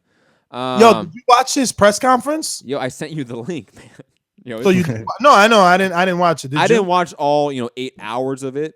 But I watched a good bit of it. Wait, the link that you sent me, was it titled something like the questions they asked Mark Zuckerberg? Yeah, like confusing questions, some bullshit like that. Yeah. Was it good? Because I was like, and I said, "No, I got shit to do." She wouldn't even let him talk. She'd ask him, and he'd go, and she'd go, "Come on, I've only got a certain amount of time to ask these questions." It's just funny seeing people that are clearly like in their 70s and 80s talking about the interwebs. Like that to me is always funny. So just watch it for that reason alone. And Mark Zuckerberg is a robot from an alien planet. That is probably confirmed at this point. I'm gonna have to watch. Anyway, digressing. I forgot what we were talking about. Tyson Fury? No. Oh, we're talking about fucking YouTube, and we got way off topic. We were talking Tyson Fury. I was trying to walk away from that topic. You did a plug for YouTube. You got to plug Facebook. Facebook.com/TheBoxingVoice. Also streaming there live as well if you want to watch it on that platform. And of course, go to Patreon.com/TheBoxingVoice to help support your favorite channel and get hours and hours of extra content. Ness, what do you want? Off like, shut up, Ness, shut up. Yeah. I was just gonna say, because you got me hyped, plug-in. So I was just gonna say, yo, you know, we literally the only show that simulcast is on all these platforms. That's a lot of fucking platforms. Just saying. Oh, you mean other podcasts don't do that? No!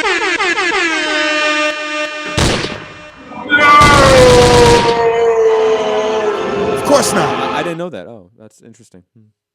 Holy flying bat balls, Batman. Do other podcasts really don't do that? No, of course not. Yo, so Jamal Charlo, Austin Trout, I'm really kind of shocked. It's kind of the same Quellar, Gervonta Davis shit.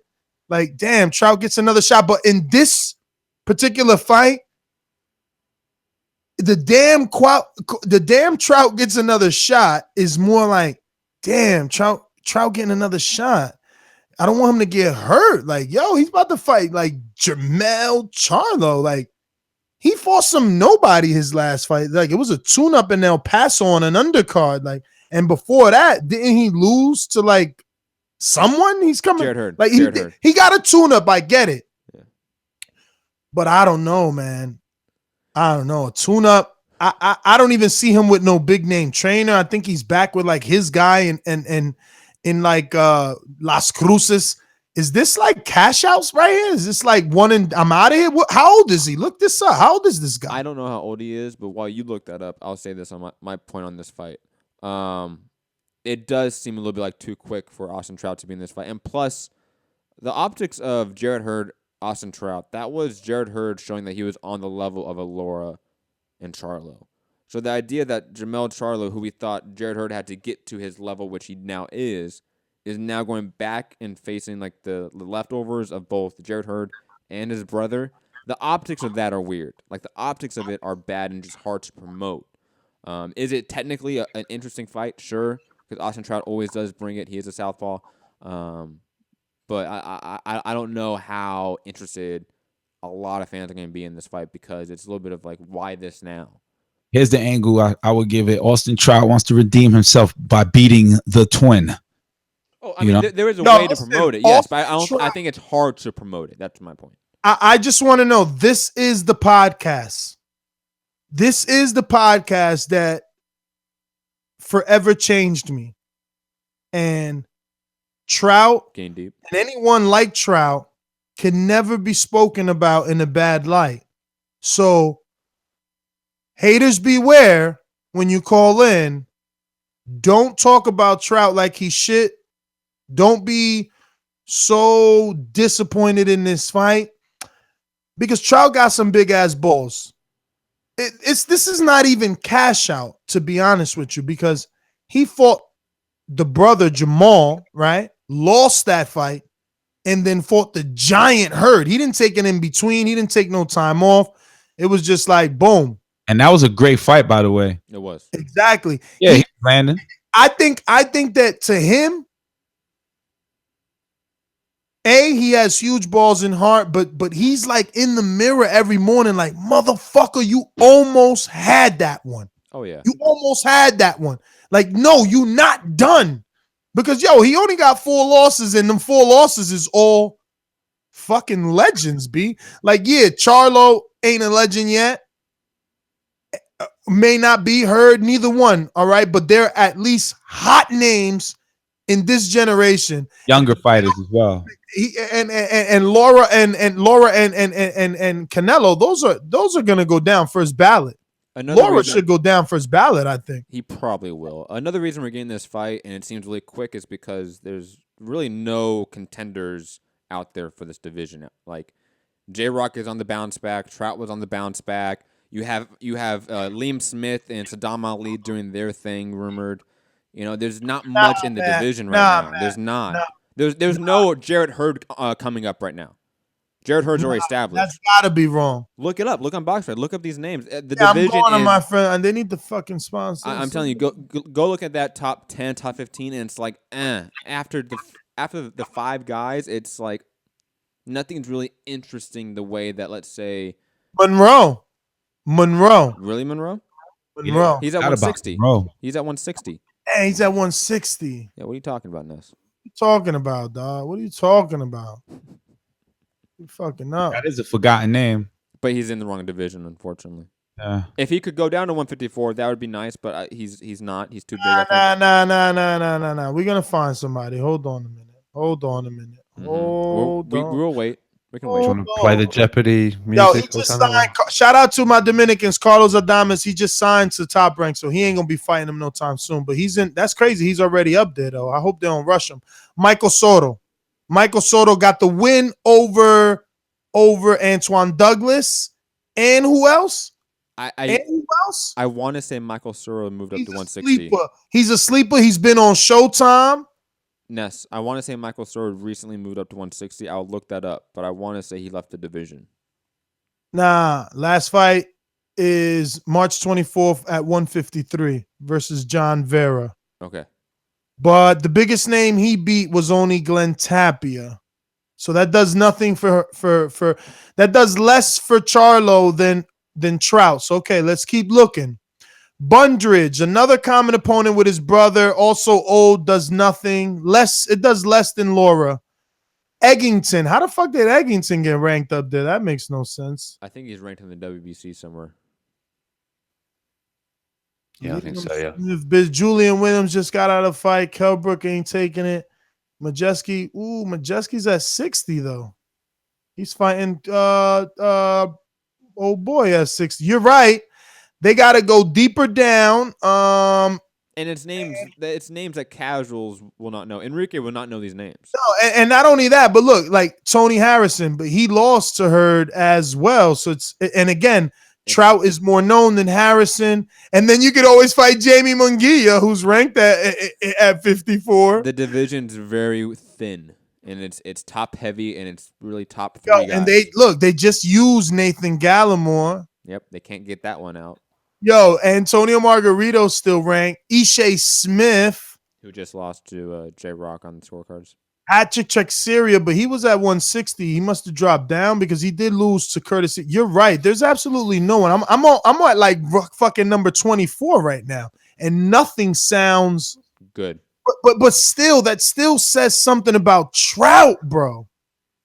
Like, either they're throwing so much money that he's like, yo, I gotta take it, or he just got these big ass balls that he's taking. Could be both. Like, yo, I don't know, man. The way they're not throwing money out there like that no more, unless that back check is always big. I don't know, man. But remember, Trout does have that Cotto win. Maybe he got that, base pay and never really went off it. I have to look up his pay scale. Yo, you're right. There is nothing. Yo, 154 is a very weak division right now, especially when Jamal and Andrade moved up. It really broke apart the division's depth, so to speak. Dude, so wait, you're a hipster. Who's this Takashi actually? Oh, shit. Oh, shit. That nigga's name is Takashi. These niggas said hurt me. I heard you. Yo. What up with Takashi, yo? Where's Takashi Inoue? Yo, they could promote that shit. First name Takashi, last name Inoue. Yo, let's fucking make the fight right there. He's 12-0 too. Oh shit, Matt, hipster alert. I put you on somebody? Maybe. Yo, what if he's Inoue's big brother and shit? Like, I'm here. Holla at me. Yo, there's really nobody to talk about. Let's move on. Any other news? Oh, yeah, Ryan Garcia. I got to talk about that. Ryan Garcia. No. Let's hold off on Ryan. Gary Russell Jr., Jojo Diaz. That fight deserves. Whoa. I'm going to be honest with you. We're gonna go your way. It's a big fight. But no. We'll ask Rob, who's U.S. casual. Rob, who comes across your desk or your feed, so to speak, Enrique terms, comes across your feed more? Ryan Garcia, The Flash, or Gary Russell Jr.? Definitely Ryan Garcia. Massive. But that wasn't my point. Now let's ask the U.S. casual fan, a.k.a. Enrique Church. What up, baby? What up? How you feeling, brother? Feeling good. A little hardcore topics. I'm just tuned in, listening right now. No. I'm gonna bring you in. This is all casual for you. This whole segment is based on you. Look, I just want to shout you out.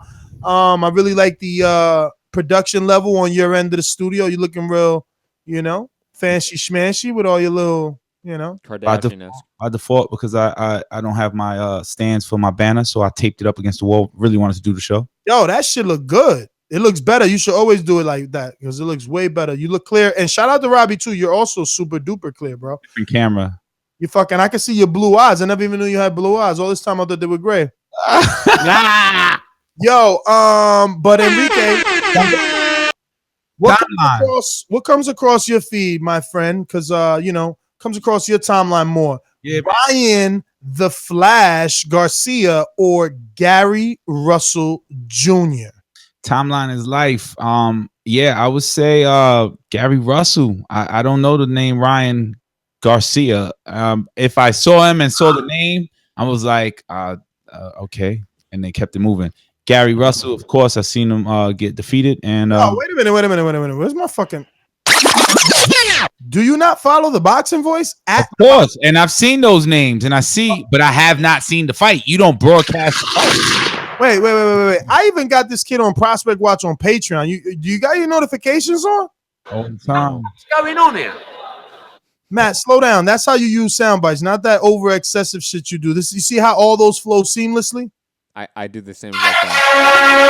I do the same exact thing. Feeling myself today, yo. It's that perp. I'm telling you, I only break it out for this show. I'm feeling myself. I'm really on point. I got this really marvelous haircut. I trimmed down the beard just to look sharp. Go ahead, Enrique. I'm sorry. Take over. Yeah, I don't know the guy Ryan yet. Nah, I haven't seen him on TV. It's crazy though. crazy. It's all good. All right, so Gary Russell comes across your desk. What about, I guess, and Matt, you win. This all started with you. Well, you no, wanted to talk Gary Russell first, so let's take it away. Well, I think it's a more significant fight. It's a title fight, first off. You know, it's not a prospect fighting someone that we don't care about or don't know about. Gary Russell Jr. Wow, you don't know who Jason Velez is, fake ass hipster? Nasty. Not off the top of my head. What? No, I don't.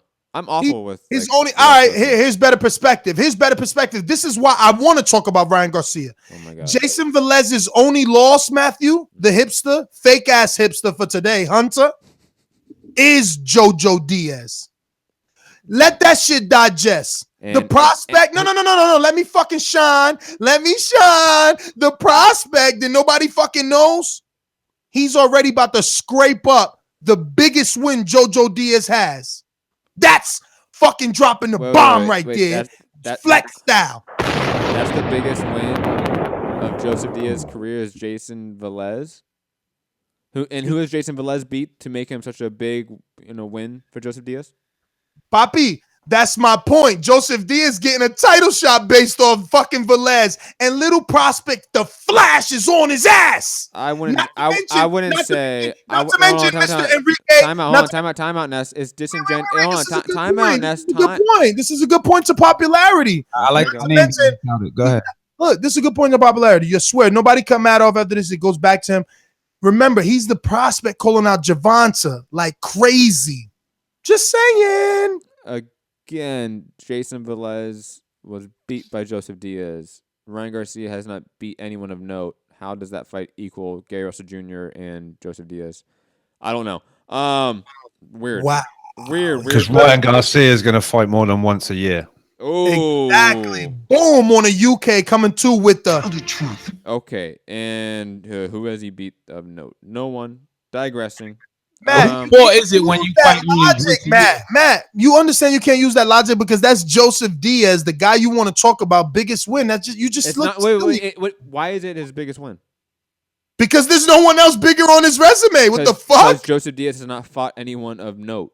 That's why. And that's my point. The biggest name of note is about to fight a prospect with like 12 fights. Stop hating on that. Again, Russell. why? I don't think he is the biggest name of note. There's no names of note on Joseph. All right. Maybe if you there is think zero about names of note on that resume. Zero. All right. Maybe if you think about it like this, then we could talk about a kid who's trying to make a name for himself by A, calling out Javonta Davis furiously, right? B, taking a huge step up in his next fight when he just got televised on ESPN, Enrique. This is the first time he was on ESPN and he shined, right? So what he could do, he could milk it. Instead of milking it, he's taking a step up on his next time on ESPN. He ain't gonna milk it. Do you know what is a step up in competition for a prospect of 5-0? A Carlos Molina type. Not a Jason. Oh, yeah, Jason Carlos Velez Molina, deported, living in other countries, fucking being a hobo, coming off for 2 losses. Stop it, bro. Stop it. Hold on. You're hating right now. This is crazy. Hold on. You were the one. You hate to lose. You hate to lose. This is nasty what you about to do. You about to go through people's resume for no reason. No. Just admit one guy stepping up. And the other guy, let me not forget you, the fight you want to fucking talk about had to be ordered. It had to be ordered. It's a reason Joseph ain't fought nobody because they making sure he don't fight nobody. It's a reason fucking Gary ain't fighting nobody because he don't want to fight nobody. He just fought Oscar Escaldón. He's top 10 in the division. Digressing. You were the first guy to hit us up and go, hold on, Ness, I'll let you talk. Ness, I'll let you talk. Let me talk, please. You were the first guy to beat the fucking drum for, Josh Kelley versus Carlos Molina. We got to talk about that, guys. Carlos Molina is a former champion. Jason Velez is not a former champion. So that's my fucking point, Ness. Yes, it's Josh a step. Kelley was It's a step up. It's a step up, but it's not a huge step up. It's not a former champion. Like, stop. Like, come on. There are better fights. There are vastly better fights, and a vastly better fight is a fucking championship fight between Gary Russell Jr. and Joseph Diaz. Come on, get out of here, and you know it. Let's not talk about Josh Kelley and Molina. It's a very sore subject around these parts. Let's not talk Josh Kelley. All right, bro. Let's talk about Gary Russell being forced into this fight. Yes, you can talk about it. Go ahead. Well, you're the one that brought up him being forced into it. You, I mean, you want to talk about was it not ordered? Yes. All right. I'm not going to say I'm not a defender of either of these guys. It's a great matchup. That's what I like. It's a great matchup in the division. Is it not? All right. When's it scheduled for? I was just gonna ask that. Is it this weekend? No, it's not this weekend. I'm ready to see Gary Russell. I think it's in the summertime in June. I want to say. I can look it up. Think Matt Stats. I swear, fucking hashtag Matt Stats always. I'm sorry, I do not have the Encyclopedia of BoxRec schedule scheduled for me. in my soul. I'm It's not Mark scheduled. Zuckerberg. I'm not a robot. Excuse me, guys. Excuse me. Yes, Excuse me. I'm never use medicals. I like clean sport. All right. It's scheduled for May 19th. That's so good. You need to send me that soundbite. And again, this is just a great fight. Once you give me my fucking Jay-Z back. I'll give you that. Gary Russell Jr., even though he's been inactive and we all hate that, and it may be his own fault, we all know that, Gary Russell Jr. is still a top 5 guy in the division, and he's still the last one to give Lomachenko anything close to a tough fight. To me, that counts, especially with what Lomachenko has done to guys like Rigondeaux, guys like Nicholas Walters. Gary Russell Jr. put on a fight, and that was a close fight between those two guys. And he's been spotless since, even though he's been inactive. Joseph Diaz, on the other hand, has fought 14 times since Gary Russell Jr. has fought twice in that time span. Joseph Diaz has been extremely active, fighting no one. So we don't know what we have with Joseph Diaz, but he looks like he is technically sound. He looks to be at least top 10 in the division. It's a great matchup. I want to see it. It's been one that we've been waiting for a while. I'm psyched it's finally happened. I'm psyched that the WBC has finally ordered it, which they've long should have done.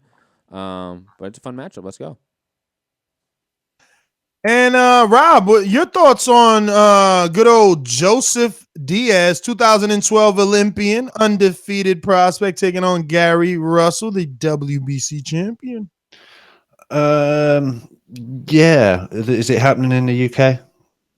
Nope. Then I don't care. Okay.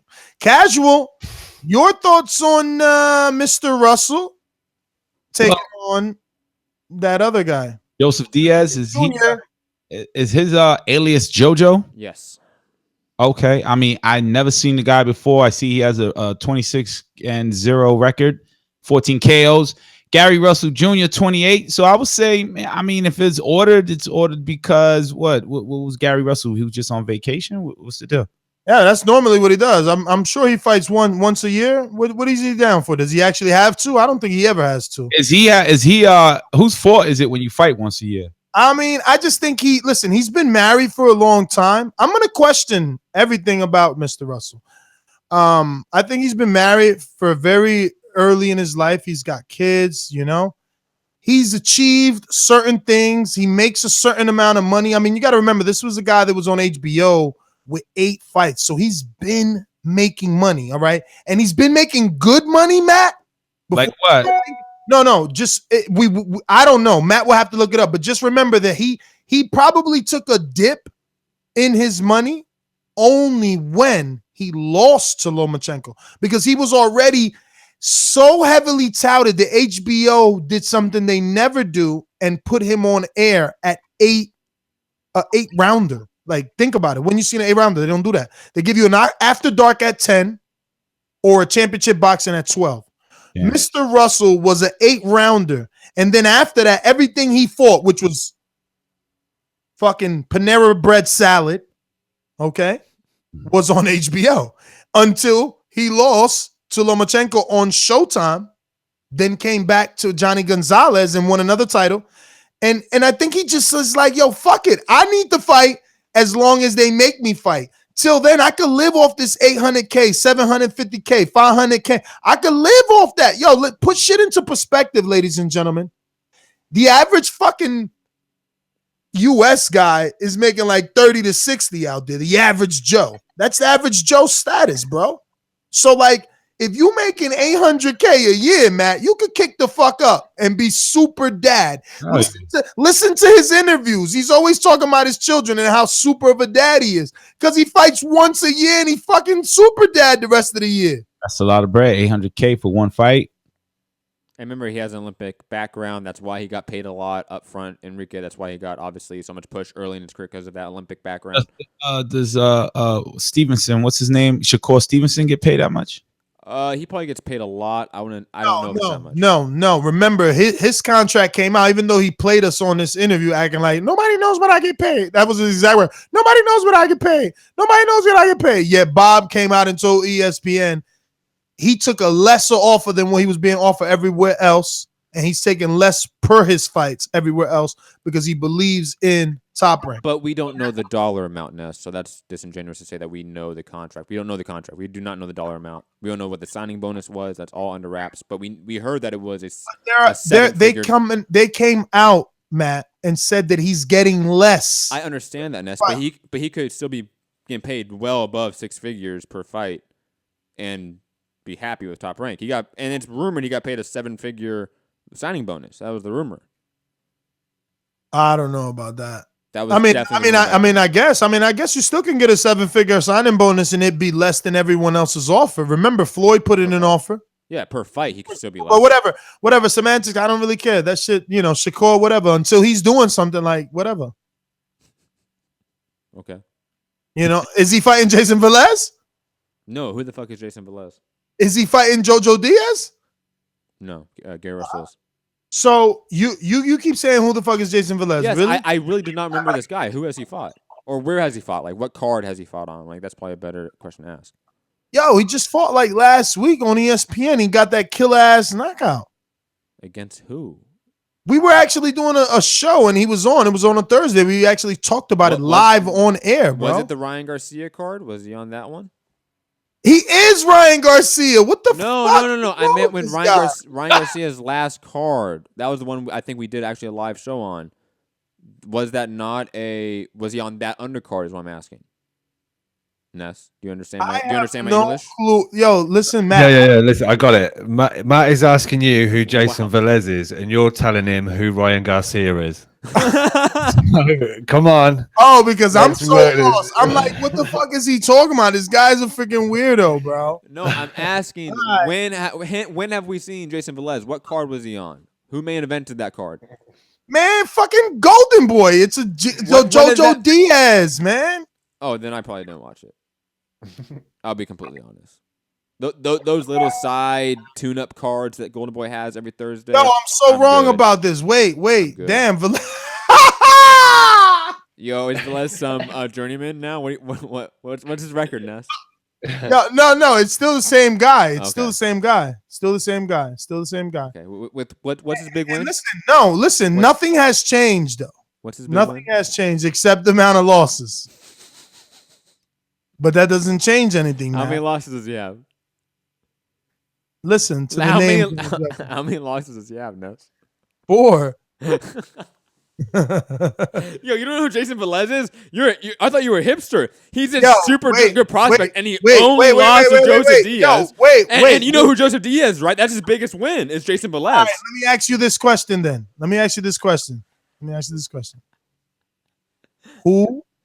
Who has a bigger win?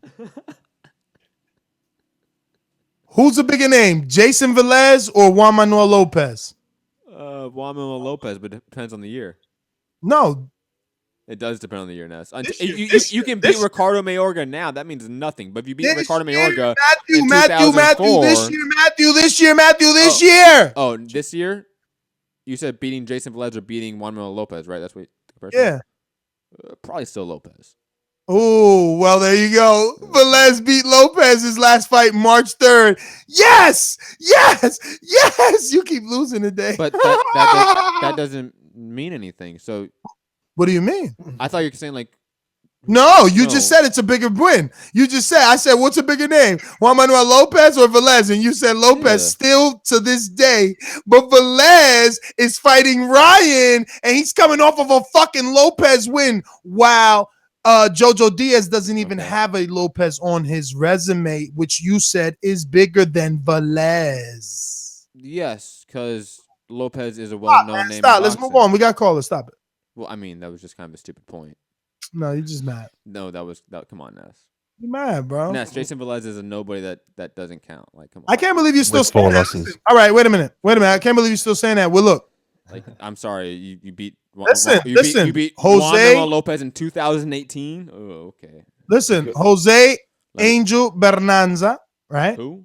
Check him out. He's gonna have plenty of common opponents, right? Okay. Dat Wing, plenty of common opponents. Ivani Gradovic, plenty of common opponents. Also former champion. So slow your rolls, all right? Who beat him? No.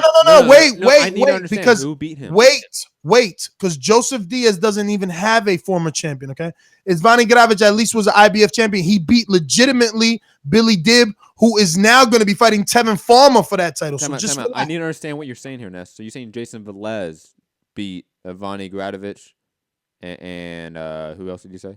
That's what you're saying. He beat all those names except Gradovic. You got to draw with him at least. At least a draw, not a loss. Hey. It's a step up. I'm not denying it's a step up, but it's not something I'm going to go like, step oh, up. wow. It's a step up. That's all. Like, look, we didn't even have to go through here if you didn't make it into like, oh, this fight's better than this fight.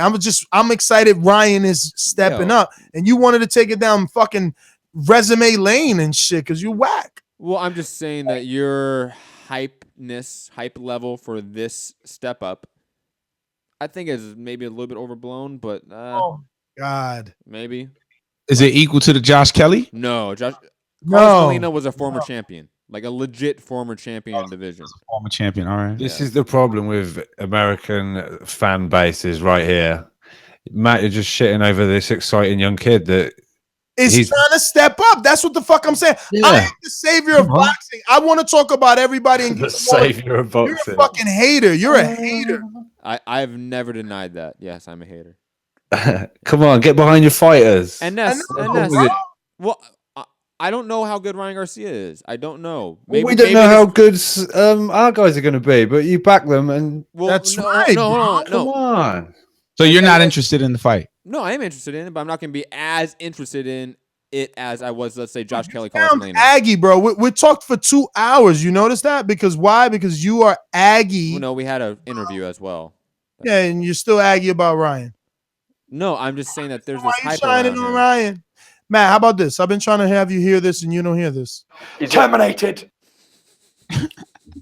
Yo, that one's so good. I know. All right, everybody on Skype, throw your hands in the air. Dennis Martinez, shout out to you, player, but I need you to mute your microphone, eh? El microfono. He's got an Italian accent? That was my Italian accent. That's why I went like this. Like that. For those this is a podcast. So for those that are not viewing on youtube.com/Thaboxingvoice or .com/Nestor Gibbs, I'm going or facebook.com/Thaboxingvoice. Or facebook.com/Thaboxingvoice. I'm doing some sort of Italian gesture. You see them in the movies a lot. Like all the fingers connected. All the fingers touching. Like when you Casual, eat really good beautiful spaghetti. shirt. Where could they get that beautiful shirt? It looks like a face-off. What, can we get a still shot of that shirt? Oh, you can see it? Yeah, of course we can see it. You have a phenomenal camera going on. I said we congratulated you on your production over there. Thank you. You even got a new mic stand. Look at you shining. This is mic stand I've always had. Oh, it just extended further finally. Yeah. Oh. I told you I'm in a different position in my office. You and Doomsday learning little tricks, huh? Your equipment. Where is Doomsday? Doomsday, who's that? I know. I thought it was 1/5. I thought I was 1/5 of the show. Right now, 1/4 of the panelists. You guys talking about back your fighters, can't even back your host. That's fucked up. Well, we're trying to call him out so he could show up. Stop ducking. Yo, that's that Jersey East Coast shit. Tough love. And sensitive Matt always catching. Yo, don't call me a loser. Yo, where's Doomy at, man? I miss Doomy. Hope he's listening. Yo, let's go to the phone lines. Ladies and gentlemen, I know you've been holding for a long time, so what we're going to need you to do is press 1 if you want to voice your opinion here on the Voice of the People hotline. You know, the number to call in is 1-425-569-5241.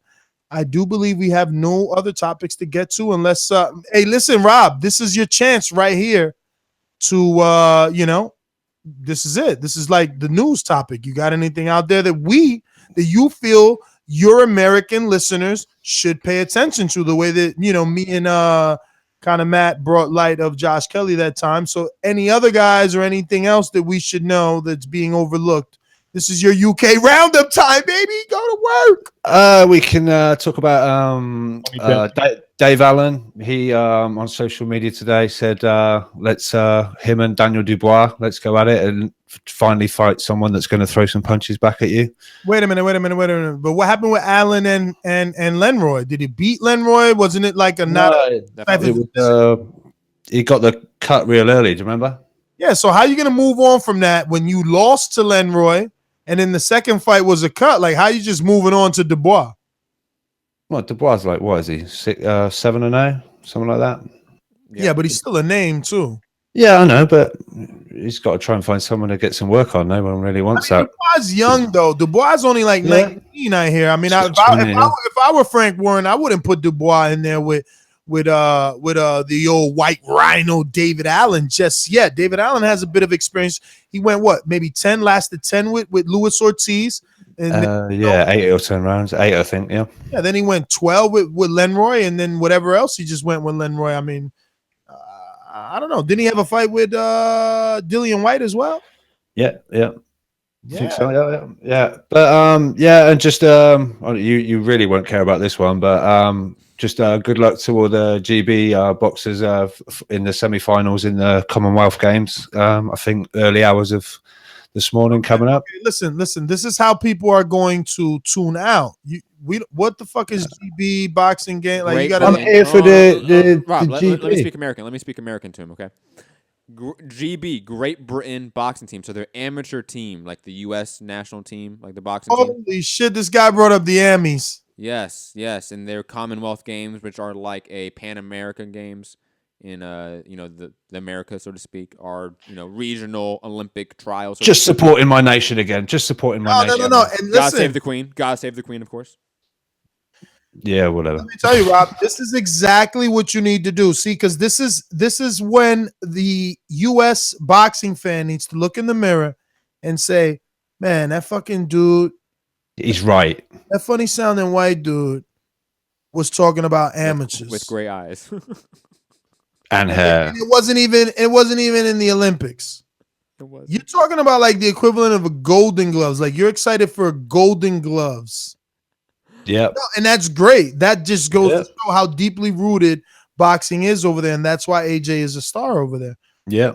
All right, so you just want us to watch the amateurs. You don't even got a fucking name. You don't have to watch it. I was just giving out good luck to him. That's all. I'm just using. Oh, you're sending them love. Okay. Yeah. All right. No, I was kind of saying UK roundup. What could people be? It's a slow week, Ness. I guess kind of looking into, Ness, but that was good enough, I guess. Ness, get to the callers. Ness, it's a slow week. Hold on, Ness. It's a slow week. The biggest fight is today, because Francisco Vargas Rod Salk is today, I believe, on ESPN. Is it? I want to say so. That's what Bruce keeps saying.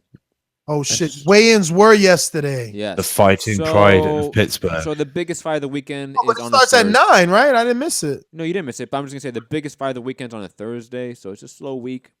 It happens. All right, no problem. Well, listen, once again, I want to give out that phone number, 1-425-569-5241. Skype callers, call up right now. Add Nestor Gibbs, NESTORGIBBS. Once again, if you're listening to this on a playback on the main channel, youtube.com/The Boxing Voice. Don't forget to subscribe to youtube.com/Nestor Gibbs, where we are streaming live. So if you want to, be part of this live stream, you can catch it right here on youtube.com/Nestor Gibbs or facebook.com/The Boxing Voice. Matt thought I was going to forget that. I did. And then I saw you point to me like Freddie Mercury status. I was like, okay, thank you. I just want you to know you walked all over my OMG status. Oh, I'm sorry. That being said, we're going to go ahead and, hit the sponsors. These calls are brought to you by El Camino Electrical Services, experts in electric vehicle charging stations. For consultations and turnkey installation, visit us at elcaminoelectricalservices.com. Going out to the Salt Lake City, Gabe, talk to us.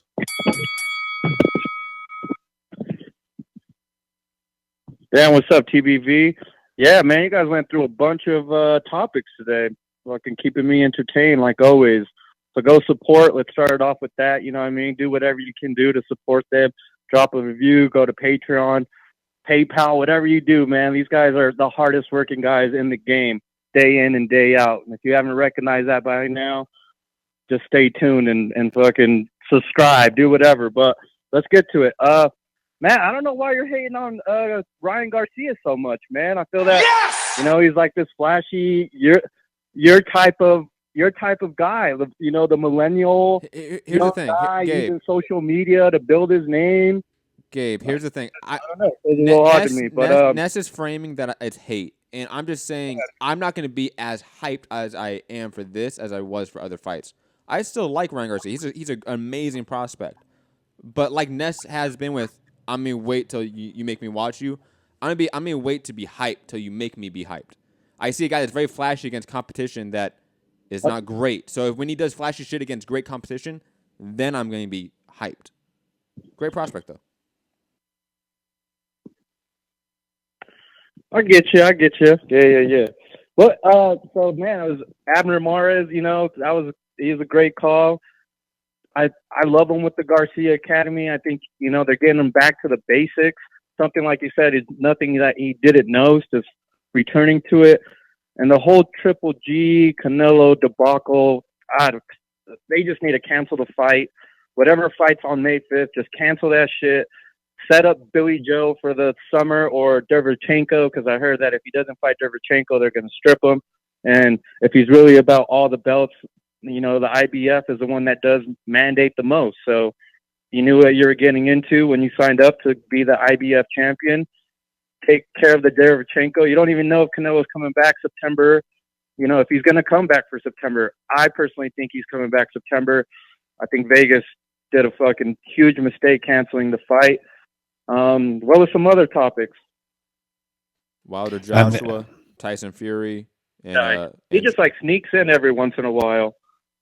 Yeah, that's Rob, man. He's usually our AP. He helps us with all the topics, but we figured with all the Anthony Joshua bashing, we needed a frequent AJ protector. I get it. Yeah. Come on, let's hear what you got to say. No, let's be honest though. We've had UK guys before. It's just tough for them, with all the UK hate that the US give. Yeah, they're sensitive too. Yeah, they don't stick around. They're sensitive. Bring it on. Matt, yeah, you and see how I think slid the that in? Deontay and AJ fight. The Deontay AJ fight should happen in the UK.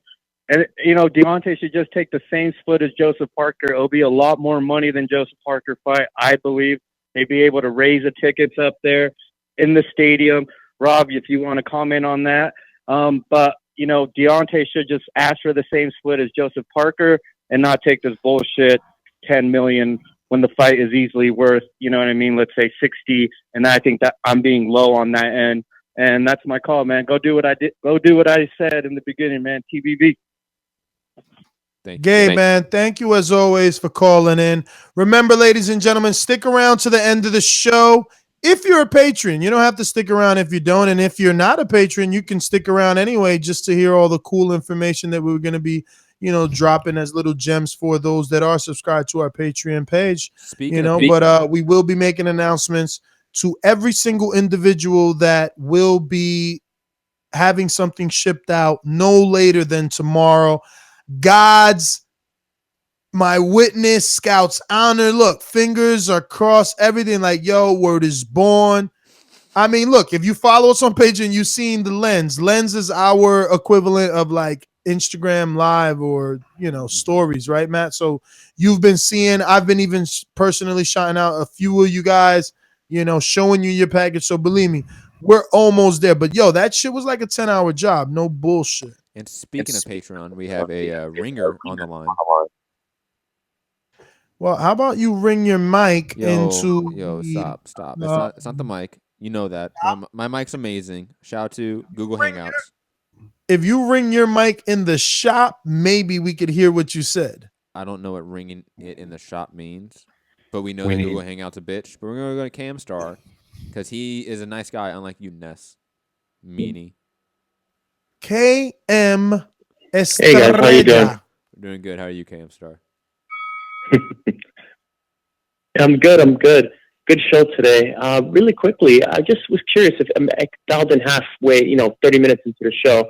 So Deontay Wilder actually, I think, was compensated when his fight with Povetkin didn't go through because of the, the popping on the, the PED test.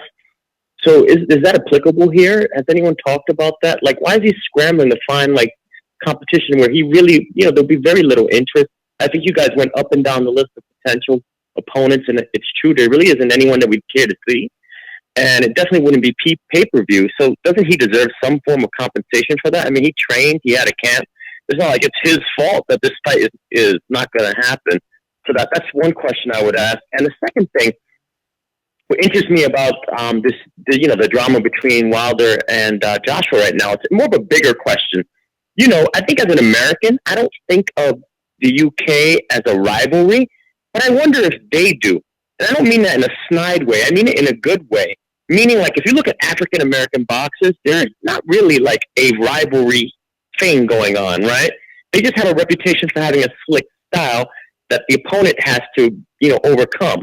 But, Puerto Ricans and Mexicans have a rivalry, And I'm wondering if, Wilder should absolutely go there if part of the reason people will tune in is because on the UK side, they'd like to see, their guy, overcome the loud American. I think that's probably the kind of persona that most of us kind of carry in their view, get beaten. I mean, I think rivalries are good for boxing. So that's why I really ask. And that's actually my call.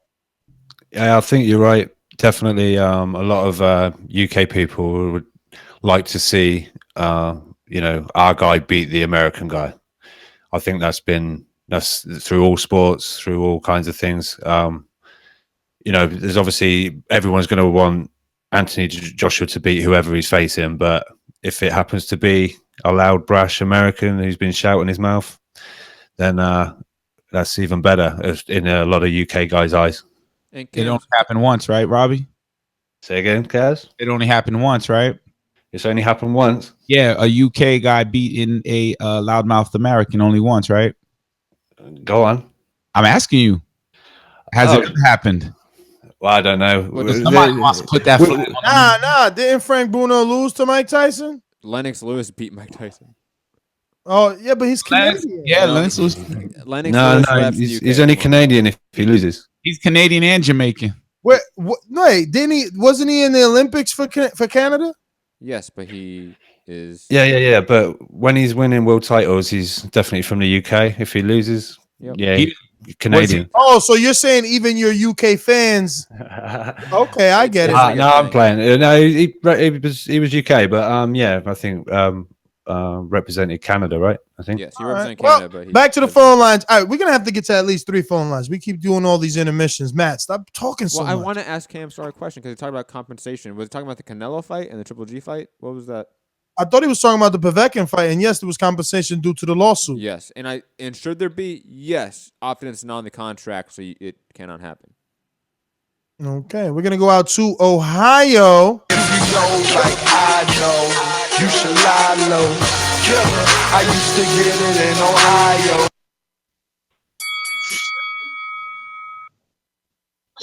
Yeah, fellas, good show, man. Hey, man, this whole Joshua Wilder negotiation stuff, or lack thereof, I should say.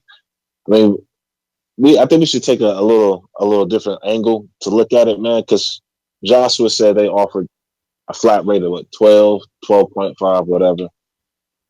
So that was the last offer that they gave him. So I wonder what the first offer was that they gave. If only 12 was the one they said he should be over the moon for. I mean, what he's trying to do is, I don't think he truly wants to fight him right now. I don't think it's a form of negotiations. I don't think it's a way to try to negotiate the contract through the media. I really think that he's trying to create some narrative in the media saying that, I gave him a good offer. He didn't take it. Well, on my way to go fight these bums for the next year or two. Yes! Yes! I really don't see it happening. It's a shame that he's going to, he got somebody kind of media savvy as Eddie Hearn in his corner, so they can try to really push this narrative and really get it off, which is unfortunate. And Deontay Wilder really is a free agent out here on his own, and he does need somebody kind of, media savvy to try to have a counter narrative to try to really get a better way to get his voice bigger in this situation. So Anthony Joshua think he's slick, but if you are of sound mind, you're going to see what he's trying to do is play chess in the media. And unfortunately, he is kind of a half a step ahead of Wilder right now in that chess game in the media and pushing certain narratives so you don't look like the bad guy. So do you think he should take the offer? You think he should take that offer if you think AJ doesn't want the fight? Do you think he should take it? 12.5 million, a lot of money, and he gets the fight that he wants? I mean, I really don't. Why cheat yourself? You know your worth. When you see, that's the thing. When you truly know your worth, you're not going to allow nobody to cheat you. At the end of the day, he's not worth 12. I mean, Joshua's biggest payday also is going to come in that fight as well. Not only Wilder's. I don't see why people's not saying that. This is not some type of one-way situation. This is also going to be Joshua's biggest purse ever as well. So it has to be a percentage. It's not, somebody shouldn't get a flat rate and somebody gets everything else. That's not cool. I mean, but Jay, what about Anthony's counter offer of pay me 50 million flat rate? Now that's a slick way to put the ball back on us. But damn, talk about bias. Put the ball back on us. Wakanda forever. I hear you. Let's go out. Matt, want to say something? I see you lean into the mic. No? Okay, no. Sorry. We're going out to Long Beach, California. JD. Oh, wrong one. Shit, what the Long Beach in the house. Yeah. Yeah, man. I think I know why Matt don't like Ryan Garcia. It's because he looked better than Matt. That's why. But thing though, man. Yo, JP, 90% of these boxers are probably better looking than me. Come on. Oh, well, see, he cut from the same cloth as you, though. That dark hair, that thin, that haircut. Y'all been the sports clips together. Yo, sports clips. That's all it is. But, yo, let me get to it, though. To me, it's kind of all you got to do here. So all I did was do one Google search, and I seen what Parker made, and it was probably not an exact numbers, ballpark. Parker made $13 million for AJ. AJ made 18, I believe it was. Then you can go back and look at what AJ and Vladimir did. So then what you do is, this is like a math equation. Then you compare what does a guy like Parker and Vladimir bring to the table in comparison to what Wilder brings to the table. And see, this is where we have that problem. A lot of these guys are bringing nations or large factions of fans with them. Deontay's not doing that, man. Deontay's not selling no tickets. Nobody's booking plane. Nobody's booking air flights. Hey, JP, if you don't get your ass the fuck out of here and try to tell me in some other fucking language how Joseph Parker brings more than Deontay, you better get the fuck out of here, okay? Whole nations. What nation? Oh, yeah, because the only fucking Samoans I seen was the people that ring walked his ass out. Get out of here, bro. You're bugging right now. Like a whole bunch of people bought tickets and let's shit. Do it like this. Hold on, JP, hold on. JP, hold on. JP, let me get something in here. JP, hold on. What's the population of New Zealand? Dude, can we just simply do this? If the fight was in New Zealand, they could fill a 40,000 seat stadium. They cannot do that with Deontay. Nowhere. They can do it with Deontay. Crazy. No, they can do it with Deontay versus AJ. Absolutely. Yo, first of all, if Deontay, Deontay versus Joseph Parker unification in Alabama could have sold 40,000. if they did the tickets right the way that Canelo did. First off, JP, Joshua versus Parker. Yeah. Hell yeah. In hell Alabama. no. Hell In no. Alabama. Hell no. All right. So tell one Hell of them, no. tell one New of them Zealand? champions to Hell say no. yeah then. Tell one of them champions to say yeah. Because Joseph had the opportunity and he chose to go somewhere else. Oh, and JP, New Zealand has a population of 4 million people. Let's put that in What did perspective. he get at Barclays? 13,000, dude. Oh my God. Did you hear what Matt 13,000 at said? Barclays? Did you hear what Matt said? New Zealand got what? What was the population, Matt? 4 million people. No, man. You're lying, bro. I am not. The fuck is that? Ain't What that does my that mean? city? What does that mean if a million of them? Because it's the What size does of that my mean? That city. just make it more of a. Do you know the ticket sales? Man, get out of here. You done lost your mind. JP, do you know the City ticket alone, sales? 8 million. Hold on. Do you know the ticket Fanatics sales? to it, dude. JP, Yeah, hold on. Oh, okay, let me do another. JP, Let hold me on. offer JP, some hold more, on. man. JP, hold on, JP. Do you know how many tickets Joseph Parker sells in New Zealand? Do you know how many tickets he sold? No, he said 40,000. It's not 40,000, buddy. It's not. It's not close to that. What is it? Hashtag Matt Stats. I believe his fight with Razon. I knew it. He said, I believe this. I believe that, dude. That's another. Hey, that needs to be a T-shirt. That needs to be a Yo, t-shirt. this motherfucker can never get. I want to say it was like a forearm fight. It was like 6,000. Bro, you 8, never got a 000. real stat. I want to say, I believe it was. Man, get out of here with that shit. I knew it, yo. off the Ever since I dome. started calling them, ever since I started calling on your stats, you never got no black and white. You want me to pull it up? Because every time I pull it up, I'm right, Ness. Every time I pull up numbers, I'm right. Yeah. Little boy that cried wolf too. And when have I been wrong, Ness? Let me offer this though. You've been offering Let a me lot offer this except real the quick. truth. I'm gonna offer this. So AJ could go fight Povetkin. He got 10 million for fighting fucking Takam. Who can Wilder fight to get a third of even $12 million? Who? Aside from AJ. So when AJ is talking about high risk versus reward, Wilder has everything to gain here. Everything. AJ don't fucking need him, man. That's at the end. AJ could go. That's fight the narrative. Dillian White and That's get the another narrative 20 that they've million. been selling, and you just spooning it up. Like a fucking simpleton, you spooning it up. No, it ain't the fucking truth. It's another belt out there, and no grown-ass man should be saying, I don't need to be undisputed. That shit ain't in my future. It don't define me. What type of fucking fuckboy shit is that? Get the fuck out of here. Man, this is real life. And you know because it's real life. These niggas is fighting for millions. Because it's real life, JP, because it's real life, he said it to you in his post fight. Because it's real life. Me and my trainer got a plan.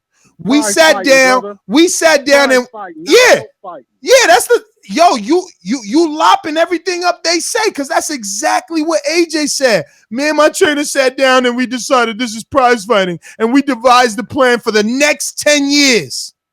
The next 10 years. How the fuck do they plan on having a plan for the next 10 years without Deontay Wilder? Very quickly, because I looked up the stats of the Andy Ruiz fight, because it's probably his biggest fight before the AJ fight. That was in an 8,000 seat arena or stadium. So I was right, Ness, but we can just No, you told us the amount of seats not sold, motherfucker. You think you so slick? Well, again, but Ness, if Yo, the you top better one, get security if we're ever in studio. I'm gonna be jumping across the table all day on this motherfucker. Ness, Yo, again, yo, hold on, that's Ness, like me Ness, saying the Ness, Barkley Ness. hosts 20, Matt. I won. But Ness, if my argument was he sold like 6,000 to 8,000, and it was an 8,000 seat arena, am I wrong? Yes, you're wrong because you're automatically assuming he sold it out. I didn't say that. I didn't say that. 6,000 is not a sellout, Ness. I don't know if you know math. That's 2,000 less. Bruh, 6 to 8 indicates he sold it out. You used the word 8, not me. You did. So again, he's not. But our point's the same, Ness. He's not a big draw. With the size of the stadium is proof of that. That's my point, Ness. Matt, you're absolutely right that our points are the same. The only thing that we are disagreeing on we're not is disagreeing. You're just hating. You're hating. Stop cutting me You off. are hating. Only thing. Stop You cutting are me off. Only thing hating. we're disagreeing on is hashtag Matt stats. No, because my stats on the stadium were correct. No, we didn't ask you your stats on the stadium. We asked you how many tickets he sold. It was probably a sellout, Ness. Come on. Are we gonna act like it wasn't a sellout? Oh, yo, this guy, It was the Marcus in DC. It was the Please help biggest. us. It was the biggest fight in New Zealand, and it Yo, probably this guy sold wants to 8,000 argue tickets. every bend, every bend. Okay. Yo, Matt on that good California dope, man. She got to excuse him. Look, check this out.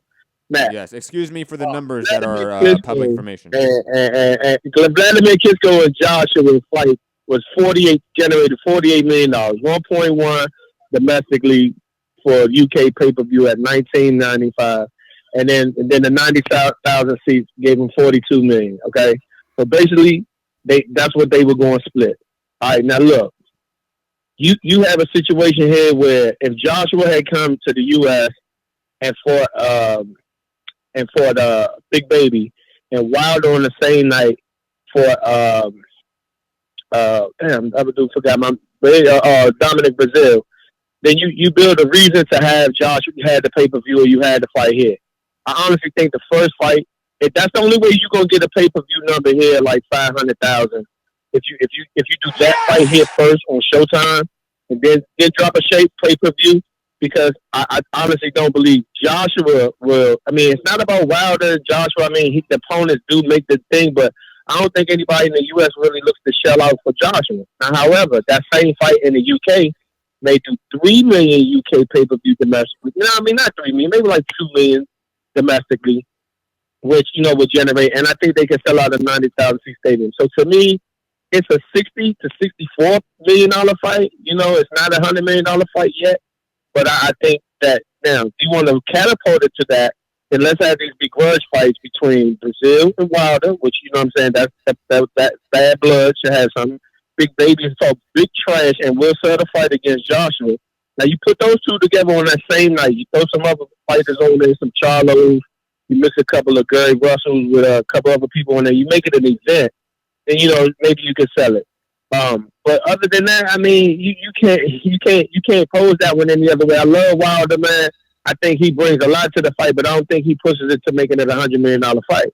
I think Klitschko had far more pull than Wilder does, and they only generated $50 million. There you go. That's where you fucked up, right there. It's $100 million fight. You let me in right there. You let me in. I don't think he does. If you don't get your ass out of here with fucking Klitschko brought more to the table with his boring motherfucking ass, got rejected from prime time cable. No. I'm not done because Wilder ain't never been rejected. They fighting over his fights. Vladimir Klitschko was banned from HBO for a certain amount of time, and they ain't even let him back until he fought David Haye, a cruiserweight, mind the way, a cruiserweight. I'm gone. No, you preach it to the choir though. Ness. You preach it to the choir. I agree with what you're saying. What I was speaking to when I say he brought more to the table, not in the U.S. Vladimir don't think so here. I'm saying is what Vladimir brought to the fight being in the UK. That's what I was talking about, homie. But what is that he brought? Because I'm lost. Hold on. No. But let me tell you something. No, it don't matter. No, Ness. Hold on, Ness. Let me rebuttal to that. Let me rebuttal to that because it don't matter because you're talking about generate interest. It does matter. Vladimir can never generate the interest that Wilder generates because Vladimir has never. Ness, let me give up a number. You're talking without numbers. Vladimir Klitschko and AJ did 10 million in Germany.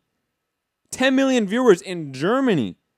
I mean, it may not be the US, but that's 10 million people still. You just kept talking until I decided to say, fuck it. This motherfucker ain't gonna shut up. He's gonna cut me off until he could talk. Because you and Mark has been talking. Let me and Enrique talk. Let Rob talk. Come on. Whenever it's about Wilder, you get amped up. It's okay. Let other people talk. If it's about Wilder, let me tell you something. If it's about Wilder, there will be more reviews on iTunes about me cutting people off to blow up about Wilder. There are more reviews about your fucking ass cutting people off. Mm-hmm. Yes. Those are real stats, not Matt stats. You have one review that said that. No, those are real, not Matt. You had one review that said that, but it's okay. Do you want me to leave, Ness? I can leave. But again, Ness, I'm gonna cry too. No, Ness. Again, my point is numbers. You brought up numbers. Have I asked you to leave? Have I asked you to leave? No, Ness. Relax. Bring the tone down. Bring the energy down. God damn. You're the one saying, "Do I want you to leave?" Do you know who you sound like right now? Like you sound like some people that got really pissed off about their guys losing. and you guy hasn't even lost yet. Like, relax. What are you talking about? Yeah. That is your backup. That is your backup excuse to every argument. You have to watch this show again. Wilder. That's your backup excuse. Okay, what do you think about Klitschko doing 10 million viewers in Germany? My man, if you would have not cut me off, you would have known what the fuck I thought and the argument that I was making. Mm-hmm. Vladimir Klitschko will never generate the interest in a fight versus AJ that Wilder will because of the danger. The man was known as a snooze fest. This is fact. This is fact, okay? His knockout ratio indicates that he knocks you out late because he bored you with a jab all night. He was rejected from HBO for years. This is more fact. And years. Okay? And he was coming off of a 2-year layoff and a loss. This is more fact. That has nothing to do. Let me finish. So for you and Marcus, this is my only argument. Okay? So whatever you want to debate that. So for you and Marcus to think that that guy generates more interest than Deontay is odd to me. That's all. I will again say this. You are talking about the U.S. market isolated. This is a worldwide sport. And 10 million people watching a fight in a country represents a lot of money. You know it does. 10 million people do not watch boxing here in the U.S. That does not happen. Matt, but the dance partners count, right? So 10 millions, you saying 10 million AJ versus Klitschko brought 10 million, yes? Yes. But Klitschko always did like 50,000 seat stadiums in Germany. He always brought huge viewership in those countries he fought in. It may not be the U.S. He had an awful drawing power in the U.S. That's not up for debate, Ness. We all know that. But Klitschko brought something from a different market. That's a boring guy. So now imagine an exciting guy like Deontay Wilder coming over there or just being broadcasted in Germany against AJ. You think that number will be killed?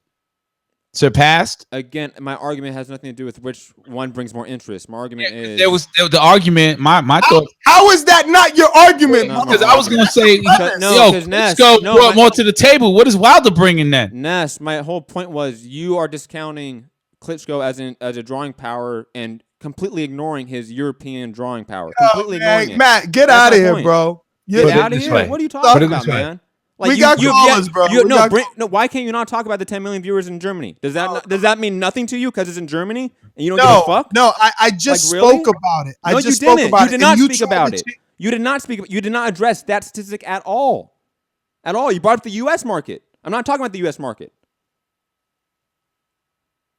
Listen.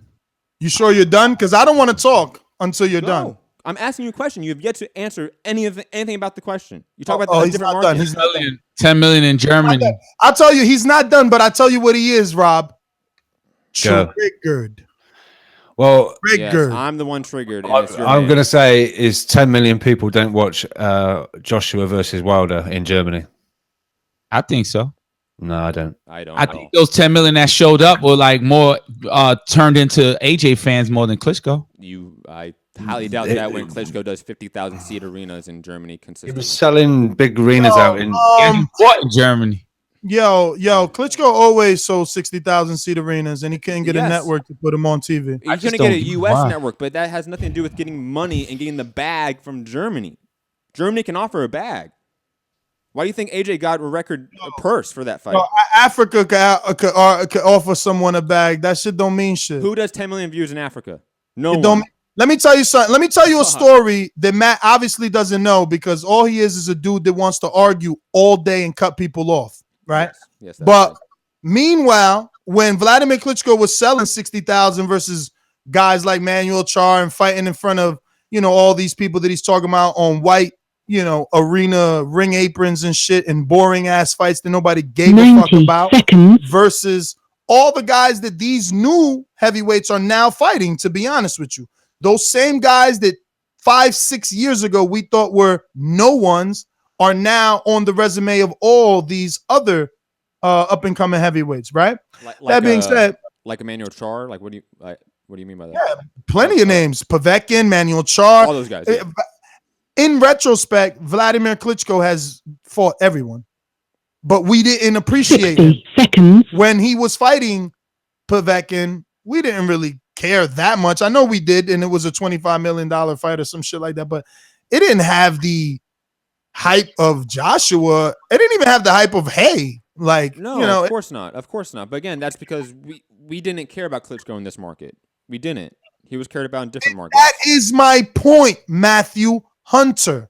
The world does care. You get UK callers saying, yo, that's Eddie trying to lie, Ness. We know who Deontay Wilder is. He's all over Sky. They're always promoting him on Sky. He fought Audley Harrison here. Like, you are the one trying to act that a man who put someone literally, okay, this is not match stats. This is real facts. He puts every single opponent went to the hospital. People read this. Commentators speak about this, okay?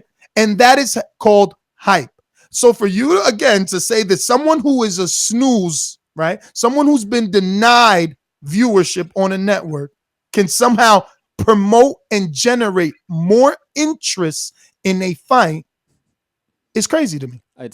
It's about bringing a market, and Klitschko brought a huge market from Germany. That's 10 million viewers, right? Like, can we not agree on that? That's what I'm talking about. I'm not talking about hype. I'm not talking about that. I'm talking about bringing a market, bringing that people, that fan base, right? Deontay Wilder has a fan base. We all know that. But to say that Klitschko's marketability in Germany should be ignored because of his in-marketability in the U.S., I think is disingenuous. Not his in-marketability. I think we can't compare the two. Honestly, it's hard to. We don't know what Germany TV network deals are, and 10 million seems like a lot. Hell, if a fight got 10 million viewers in the U.S., that would do insane amount of money in terms of revenue, in terms of ad revenue, etc. So I have to counter that in some way. This, Matt? How about this with your whack ass stats, right? Let me have you fucking ponder something. Let me have you fucking factor this in, right? That if Klitschko was such a big ass dick swinger with his 10 million views, Poppy, the fight would have been hosted by RLTV, whatever. They would have been the Sky Sports. They would have been lead. Klitschko would have been fucking A-side because his 10 million views translate into a fucking ginormous site fee from the fucking network, okay? They paid for that. Yeah. With those 10 million views, you know what they mean? They mean my fucking napkin when I wipe my ass. That's why hold on, I'm not done. I don't understand. The amount of pay-per-view buys that did matter were Sky Sports and what Joshua was able to sell in the UK with Vladimir Klitschko at $20 fucking. Okay, so fuck your 10 million views. Can we go to some callers? Well, because you lost again. I'm on fire. I'm on fire. What was the split of that fight, 10 Ness? million views mean shit. It doesn't mean shit because that's why Klitschko got a 50-50 split. And that's something that Wilder's not getting. So why wouldn't Klitschko get lead? Why did AJ get the lead? Why was the fight promoted in the UK? Why was the fight on UK television? Why did they have rights? That's what means everything. The rights. Who gets to play it back? Who gets to stream it? Like you see De La Hoya, he's on ESPN. So are all his fights. Everyone he fought. You see Bob's on ESPN. So is everything Pacquiao done and everyone he's promoted. Those rights are, guess what? It's like royalties. It's the masters. The fucking Reasonable Doubt masters. All right, Tupac's master. That's what that is. So don't give me that bullshit, Bobby. Stop it. You lost. Let's get to callers. You lost. Hold on, very quickly. How is he breathing? Enrique, how is he breathing? Why is he still talking? I don't know. Once you said reasonable doubt, it's like it's over. No, it's not. Why is you dead? Ness, can you just calm down a second? I'm just happy, man. I know. It's a big fight. We're all happy. Perp. Showtime. Hold on. Showtime also has the rights of AJ's fights because they televise him in the U.S. Just like Germany and that TV company has the rights to that fight in Germany. So to say that, yes, AJ got to select the hometown. Oh, well. Yo, it was a 50-50 Germany split. didn't pay pay-per-view. Time. Germany didn't pay pay-per-view, so only one right's worth more, and there's only one A-side to those rights, and that's Sky Sports. But it's no. Whoever's It's a 50-50. selling it, It's 50-50. Whoever's selling it is lead. Ness, no, it's 50-50. AJ So was you the champion. hold on, time out. AJ was the champion. That's why they went to the UK most likely. Time out. Are you telling me that the pay-per-view in Germany. No. I'm saying the split in the teams are 50-50. So obviously the 10 million in Germany represents enough that he gets half of the revenue. Am I wrong?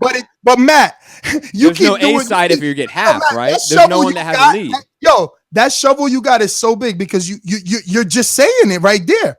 It does represent that he brings half to the table. That it was worth whatever the 10 million is, it was worth a 50-50 deal, but it wasn't worth a side lead. I'm not arguing that. Rights to promote, rights to sell the pay-per-view. Sky got those rights with AJ, not Germany. Tag me in here. Hold on. So your argument is, well, Klitschko was not the A Yo, side. how many times? Hey guys, I just want you to know. Come on. It's a podcast. It's a podcast. We've been I said let's go to the callers 3 or 4 times. It's him. It's not me. I keep saying it. Wait, it's a podcast. We've been gone for days. It's okay, Ness. This is fun. Your argument is that Klitschko is not the A side because he only got 50-50. What does that make Wilder? Who's not the A side. I'm not arguing A side. I'm talking about that the network, brother. The network, right? If those 10 million views meant the same that Sky Sports views mean, then the fight would have been over there with that as the lead. That's not necessarily true. What the fuck? 10 million times whatever number. You do the math. Why you doing this? No, Ness, it wasn't pay-per-view. It was, I believe, on regular TV. That's why it's 10 million people. That is my point. Ness. That's my point. Ness, it's let me finish. pay-per-view Let me finish. on Ness. Sky. Ness, One is let me worth finish. more. Let me finish, Ness. You know what? You can finish. I'm not even rebuttaling, dog. This is ridiculous. Relax. You get so angry. Again, you're saying that Klitschko only got 50-50, so therefore AJ's the A side, right? Which is cool. I mean, that's whatever, fine. But Deontay Wilder isn't getting 50-50, and you've been saying this whole time that Wilder's a bigger fight. But he ain't getting 50-50. So obviously Klitschko, and just using the logic here, Klitschko is bringing more to the table than Wilder because he's getting 50-50 and Wilder's not. You understand the logic? Again, I'm not. Listen, like I said, I'm not going to rebuttal. I'm going to go to the callers. Are you done? My personal opinion is not that, but the logic dictates that. If that's your argument, that 50-50 doesn't mean anything, then what's 40-60? What the hell is that? Matt, as long as you're done so I can get to the callers, the only point that I'm going to make, which has nothing to do with that, is, again, Matthew has to use Wilder in his argument. Well, we're talking, it's a Wilder show. You suck at this. You better sharpen up, bro. Don't smoke before doing the show. You suck. Whenever he's losing, his fail-safe is, so Ness, you're saying that Wilder... Well, Ness, you are comparing Wilder. You're the one comparing Wilder. You are comparing Wilder. Ness, this show is comparing Wilder. You're comparing to Wilder. I'm not comparing him. You are. See you all there not even putting a goddamn motherfucking effort. If I want to see some motherfucker just fight, I pick up a fight with somebody in the street. Don't need that shit. You don't love that form I do? Just move along. Gone. Fuck you. Next. What a great show. Thumbs up, donate.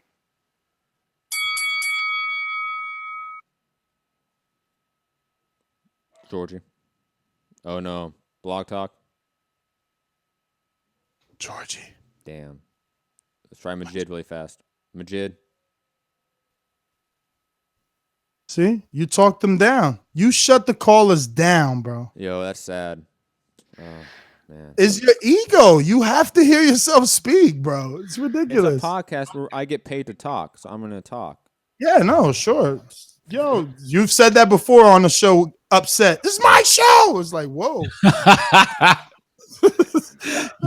Yo, the dude is out of control, Dad. Yo, Skype, bro. We got to go out to Skype. Vic. Is it Vic? Yes. Vito, what's up, brother? Vito. Yeah. Hello, guys. How y'all doing? What's up? Yeah. Okay. First of all, I'm gonna say this. I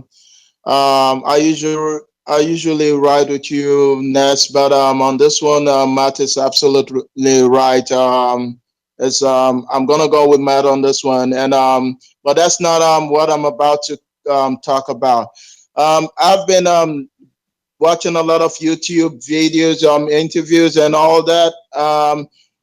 And I like Wilder, I like AJ, both fights. The fight will be great, but this is my point right here. AJ came out. US. What I've noticed about most US YouTube channels, they come out. They come out. Hold with on this, a minute. Hey, Joel G, you got to mute yourself, my friend. We'll get to you in a bit. Go ahead, Vito. Yeah. What I notice about most YouTube American YouTube channels is this: when AJ speak, they just kind of bring out a sentence. They ignore his point, bring out a sentence, and create a narrative that kind of favors whatever they want it to favor. But what if you watch the interview that came out? I live in Malaysia, so I don't know the time difference the US when it came out in the US, but it came out yesterday. AJ did a interview with Sky, and he said that if the fight is not 100 million, and if it is 100 million, that he's willing to take 50%. That is 50 million that he will take the fight tomorrow. But what other channels came out with was that he said that the fight that he wants 50 million. That's not what AJ said. He said the fight is not 100 million fight. That if it is, that he will take 50%, which is 50 million.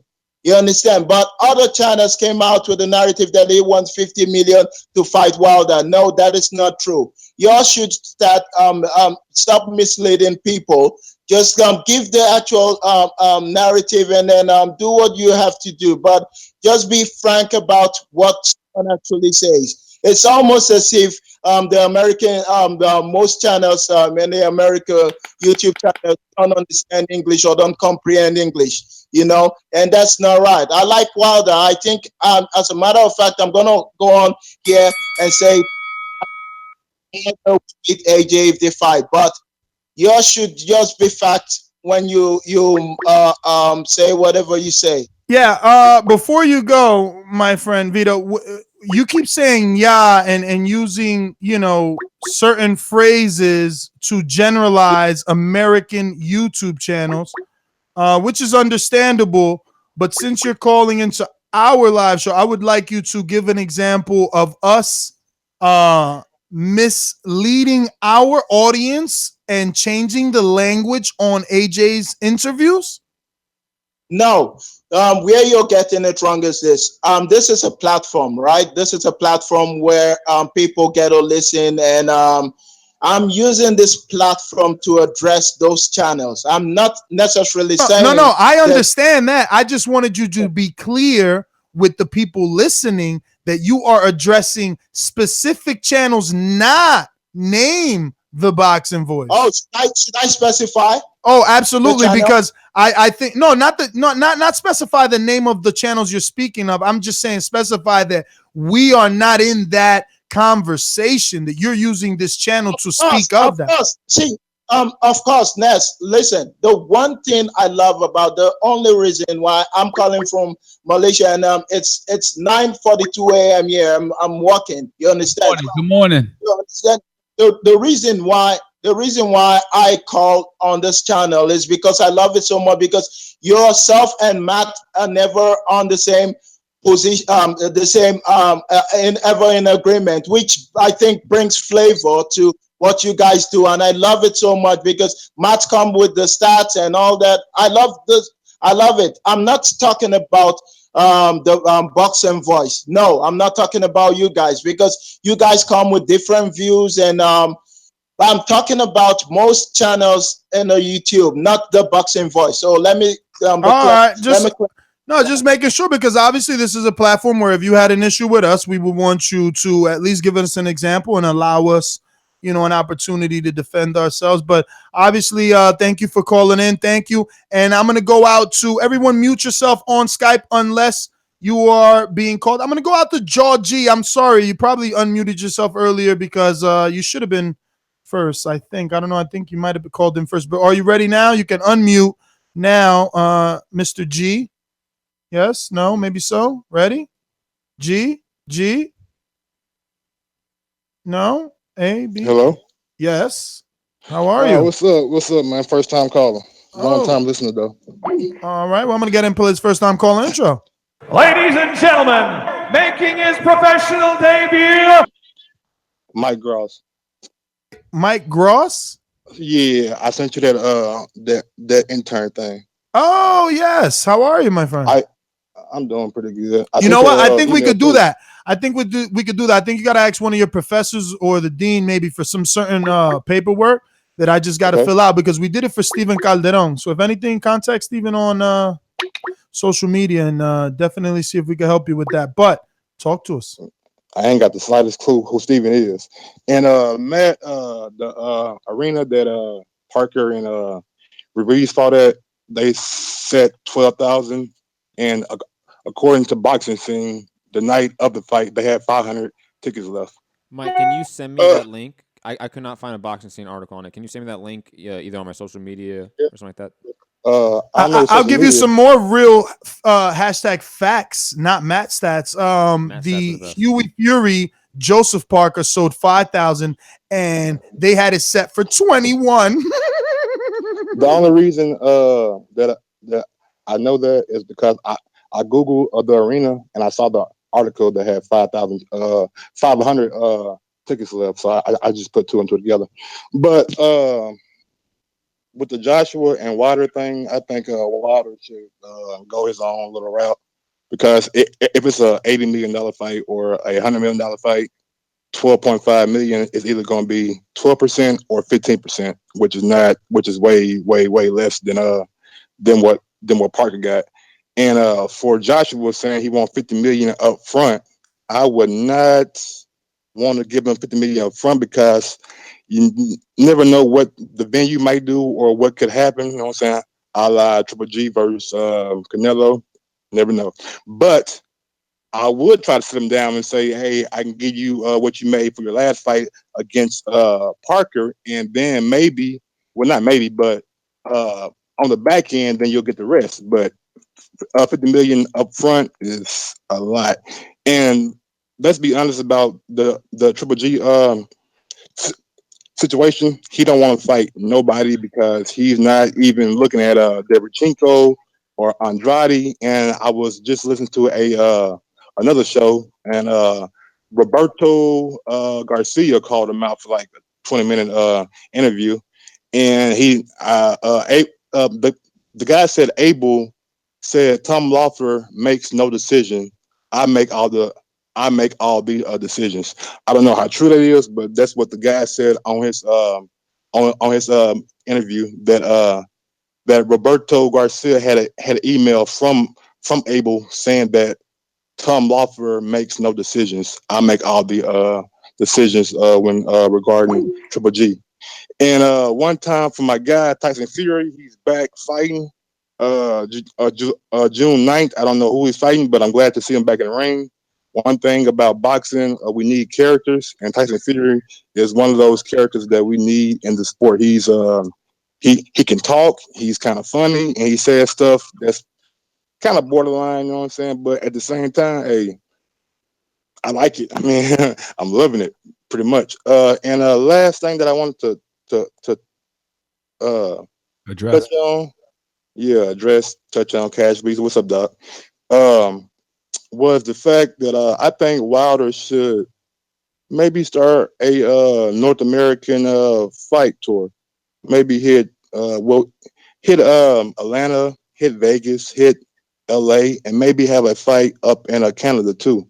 I think that right there would boost his name a lot more. And if he goes for that 51-0 record and then fight Joshua, which I know it might be years down the road, but how it's sounding, Joshua don't want that fight, man.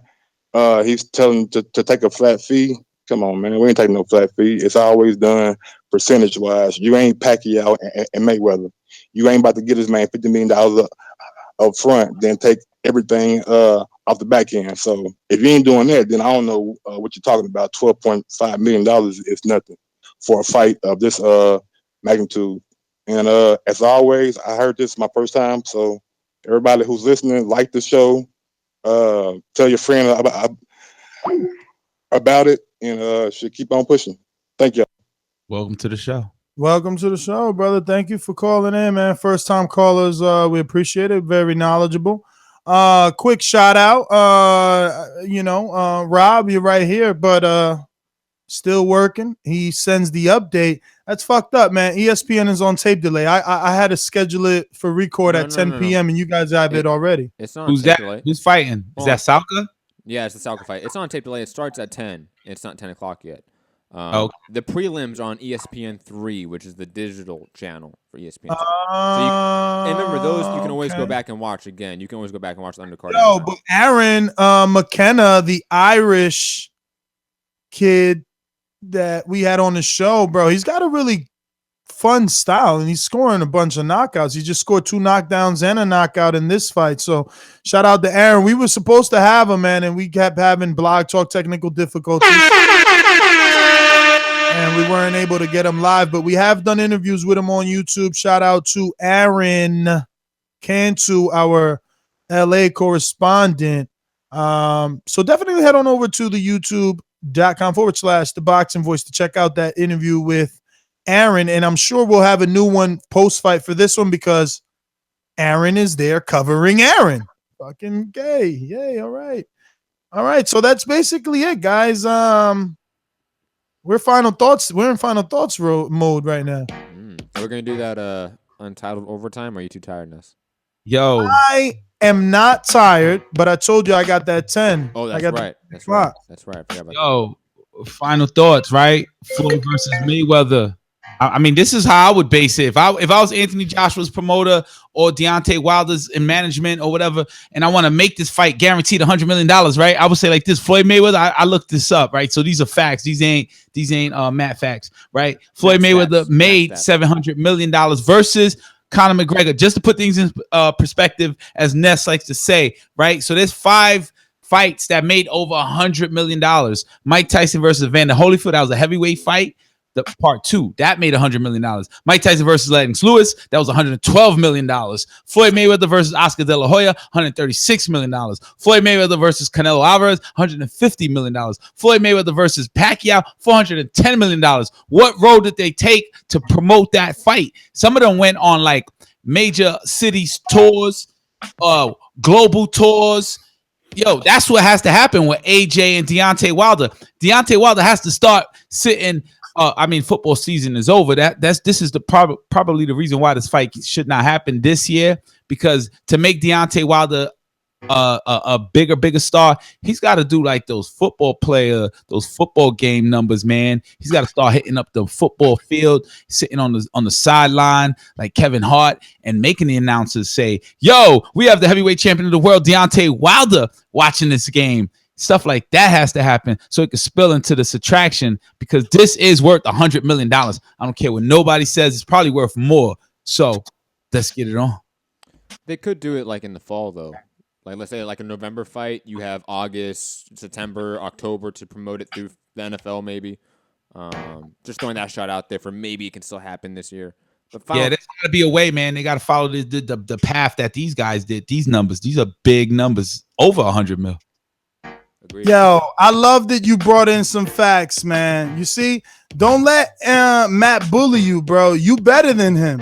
He just tries to overtalk you so he can outshine you. That's what he does, bro. He's a big bully. You hear everybody calling like, "Yeah, I love it. You and Matt don't agree."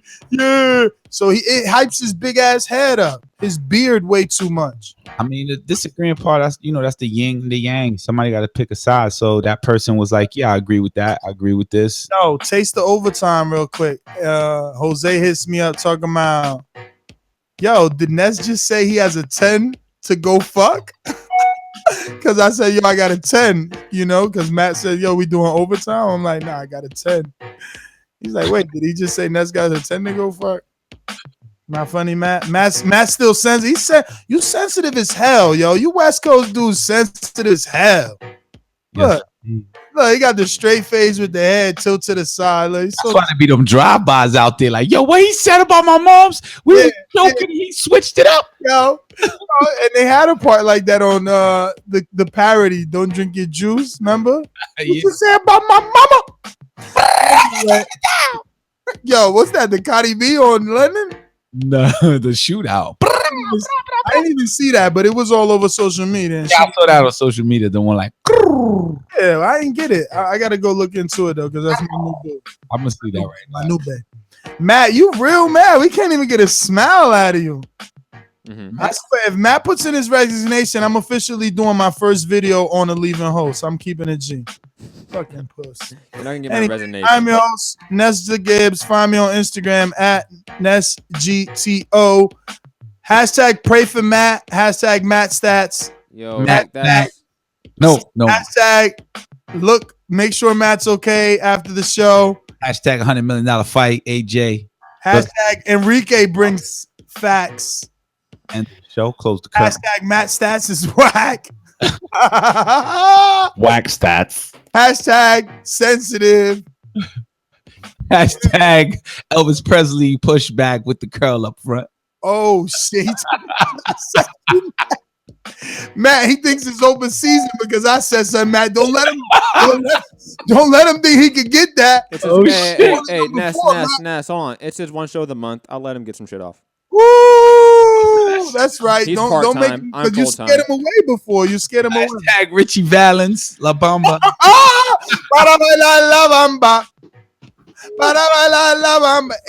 Rob, that ain't I'm playing with you, man. Yeah, I made it over here, but it's also 5 to 3 in the morning. So, final thoughts. This ain't $100 million fight. Oh, because AJ says so. No, because I don't think it is. How would you make it though? If that was your fight, you want to get the most out of it. I'd probably do a multi-city tour. I can't believe you said that, Rob. Like What? based off of Enrique's numbers and those fights. Yeah, but most of those all involve Mayweather. No, we have the Mike Tyson, we have the Lennox Lewis, we have there's 3 Mayweathers, but there's 3 Mayweathers. Still a road though, the road to that. Like Canelo, when he fought Mayweather, what was Canelo's point of being that much money worth? Yo, Canelo broke the record when he fought Mayweather. He sold more money than the De La Hoya. But go ahead, Rob. I'm sorry. No, you're good. You're good. I think Mr. Don't worry about my pockets should take the money and get this fight made. He wanted this fight so bad. Kings call out kings or whatever. Well, come on then. Let's show us your crown and bring it over. Let's get it on. But yeah, you can follow me on Twitter at Rob_Weatherall, or I'm usually hanging out on the Boxing Voice Twitter account. So yeah, cheers. Enrique, I don't think you ever gave out your social media, Enrique. What's that? I don't think you ever gave out your social media. I think you just gave out your final thoughts, and then I interrupted. The one where you see Gary Russell Jr. more than you see Ryan Garcia. That's social media. Matt. People sending me emails talking about hashtag Matt Stats, Parker Ruiz. Yes. Yo, Matt, take it like this. Don't ever get sensitive, but like, damn, the show is that big. Like, we could literally start a little phrase and it catches fire.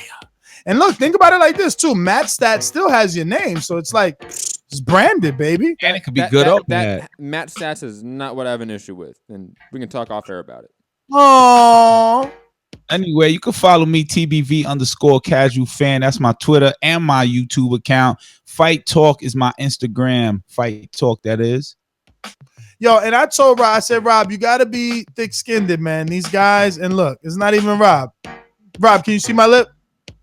This is Rob's 3rd show. Like, come on. In the U.S., this means He like said I got grey eyes, man. I took that shit very, very badly. Look at that. Very badly.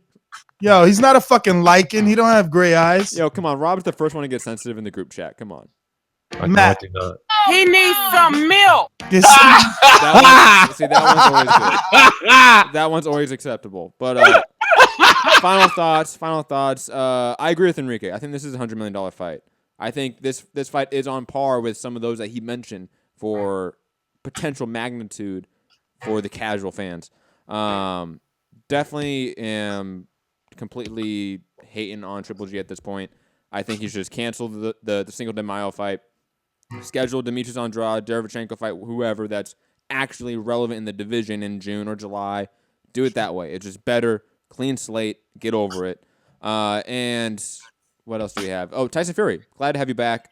And shout out to the ITV reporter that asked those hard questions, even though he knew he wasn't going to get a good response from them. So shout out to that reporter for doing his job. I am Matt, the Hipster Hunter. You can find me at Mixed Combat News on Twitter, Matt Hunter TBV on Instagram, my MMA podcast, Mixed Combat Radio, on Patreon, SoundCloud, YouTube, and iTunes. And, of course, patreon.com/TheBoxingVoice to help support your favorite boxing channel and get hours and hours and hours of extra content, including a new sort of conglomeration of Overtime and Untitled, which is either going to be on Mondays or Wednesdays going forward. Yes, Ness? Give me some milk. Yo, wait a minute. Where's this intro at? Oh, do you want to do a live fight chat for the? I know this kind of sounds crazy for the Vargas Salka fight. Yo, you know we didn't live fight chat for the Vargas Salka. Vargas. He got that 10. I mean, come on. Yo, did you really? Was that a joke? It's sort of like yo. half a joke. You know that Salka's a plus 2,000. I didn't see it that much. I thought it was like plus 1,300. Or something like that. 1,800. He's a plus 2,000, but I'll tell you what. I think he's at least worth $10 on a bet. Hell yeah, why not? Vargas. I don't know, man. We don't know what we're gonna get in Vargas, but I stopped the music to say this. Shout out to our Australian listeners. Give it a round of applause. So anybody got a round of applause? Anybody? Nobody? Am I the only applauser? Yeah, you were the only one that had that soundbite. The only applause. Oh, and don't forget the Patreon announcement that you want to do.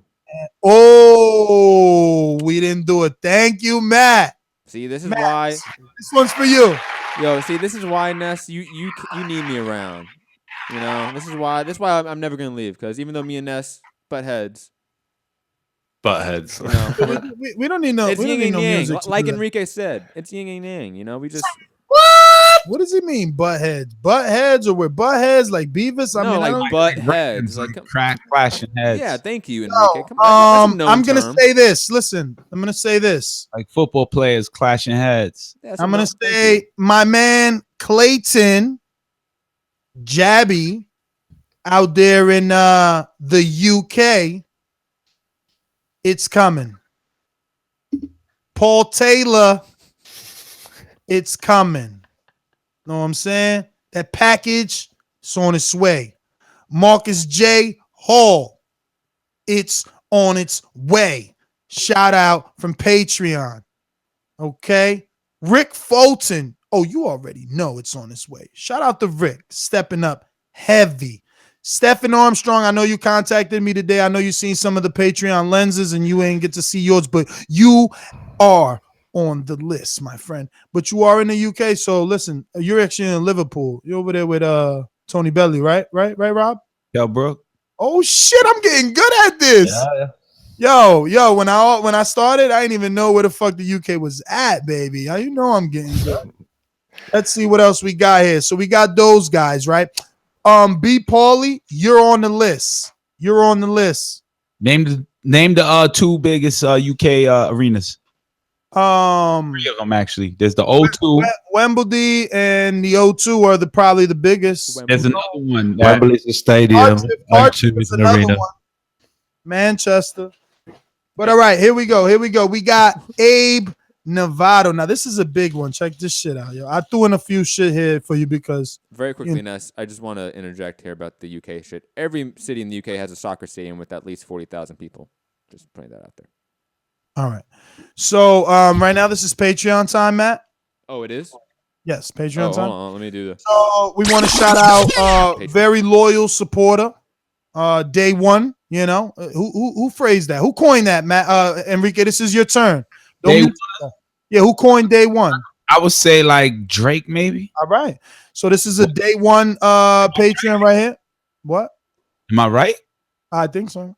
That's who I thought, but I wasn't sure because I'm not a millennial. Is it really Drake? It ain't a fact, but I think so. It ain't no Matt's fact. As long as it ain't no Matt stats. It ain't a Matt stats. Enrique stat. Hashtag right, that. so Abe, shout out to Abe for the super duper support. I'm gonna just throw that. We got a lot of people, so just stick around because you want to make sure that you getting something. Because I'm telling you this right now, a lot of you be hitting me up like, "Yo, Ness, I ain't getting my fuck that double gift shit." I've already emphasized throughout this show enough how much of a challenge this was. This was like a 9-hour gig, and I'm not done. So check your fucking mailboxes, and if you live in shitty neighborhoods, that's your fucking problem. Straight up. Straight up. So Carl Mickelson, I hooked you up. This is some big shit. White packages, you ballers. If you got a white package, you a baller. Now don't let the mailman know because he gonna take out. Look, I sent you a shirt and a glove. You know what I'm saying? Guess who glove I sent you? Go ahead, guess. Bomb Squad! That's fucking right. You know why? You know why? Because AJ ain't sent us no gloves to send you. Wanda, let's go, baby! Let's go! Let's go! Let's go! Let's go! Matchroom, Eddie Hearn, stop acting funny with that merch. Send that AJ gear. Under Armour giving it to you for free anyway. Like, what the frrr? Tony Romero. Yo, first of all, Tony, you've been waiting for some time. So shout out to you, right? But not only for that, but you got a brother. I'm gonna probably run across his envelope too. You both getting something, but I think that was the most dopest shit. Like probably one of you put the other one on, and that's how I imagined it. Like, maybe I should save this story till I find his envelope because it sounds fucked up to only talk about Tony when it's two Romeros. But that's the whole point. They're both from Illinois, so I know they got to be brothers. And I just get this feeling like one told the other, like, yo, you got to listen to TBV. And it's like, word? All right, boom, put them on. And they both Patreon supporters. That's fucking dope, though, right? Like, come on, who the thunk it? Two people. Shout out to Class Inbound. I got your shit right here, too. You getting one. Zachary Curley, J. Coates. Yeah, Jay Coates, Tony Romero, and your brother, Jonathan Dance, Kenyatta Ali, the mastermind. You know I'm sending you some sweet shit. OMG, I am so excited. Yo, this is a funny story. I called Gary like 3 times, Gary in Texas. No answer. So I'm going to say Gary Kittleson from somewhere in Texas. I hope this is you. And if it ain't, he got your shirt. And B. Paulie. Oh, B. Paulie, I put a few in here. I think I put a few. I know I hooked you up, though, because I know you be going hard. You be going hard. So I hooked you up, B. Paulie. See, you got a pink bag. You already know. Ooh. Look.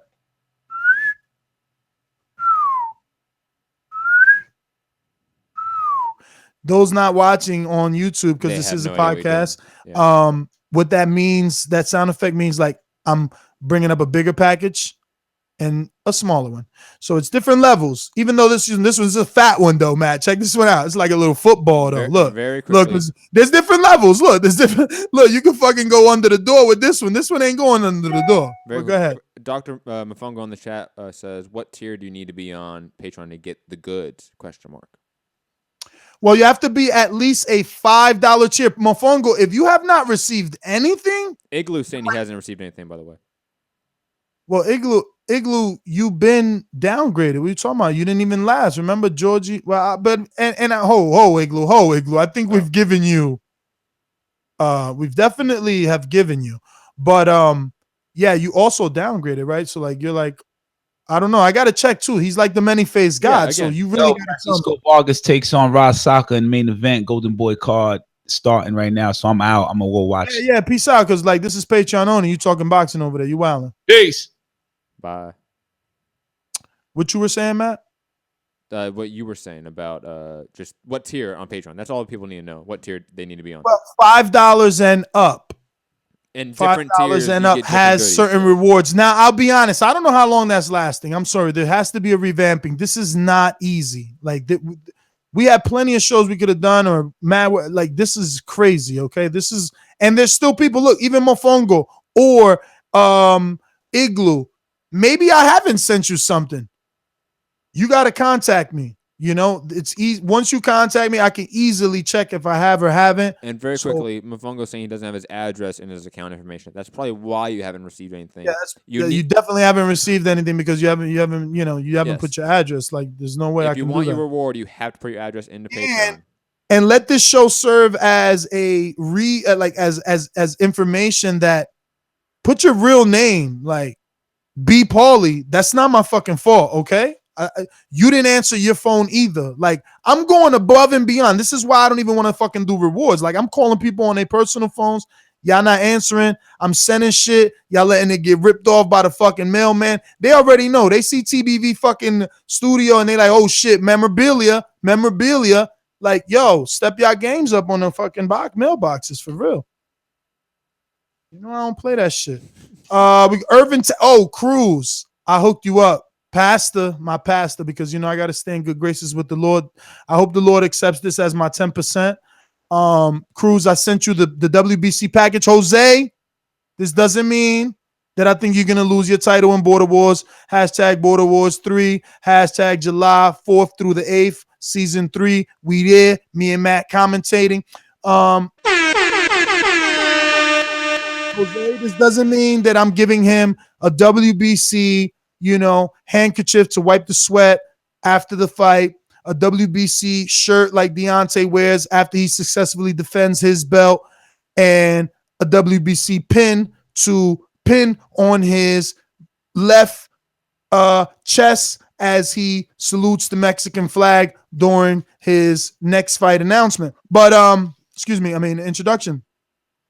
Because I'm going to be giving you yours personally. I just figured save the, shipping and shit since me and you are super fly. Not that me and Cruz aren't, but I just felt like Cruz should have this. He's working hard. He should have this package. So Cruz, this is yours. Matt, you don't have to be so quiet over there. You can somehow try and get involved in this. Yes. Well, I don't know who the names. If I had a list, that'd be nice. No, but that's not how you get involved. You could be like, "Oh yeah, Cruz definitely deserves it. He's always in the super chat. Well, I'll say this. That's dope, man. Like, I'll say this. Cruz, I don't know. Cruz I can deserves you got to be a better host. It's okay. You have to call me off air.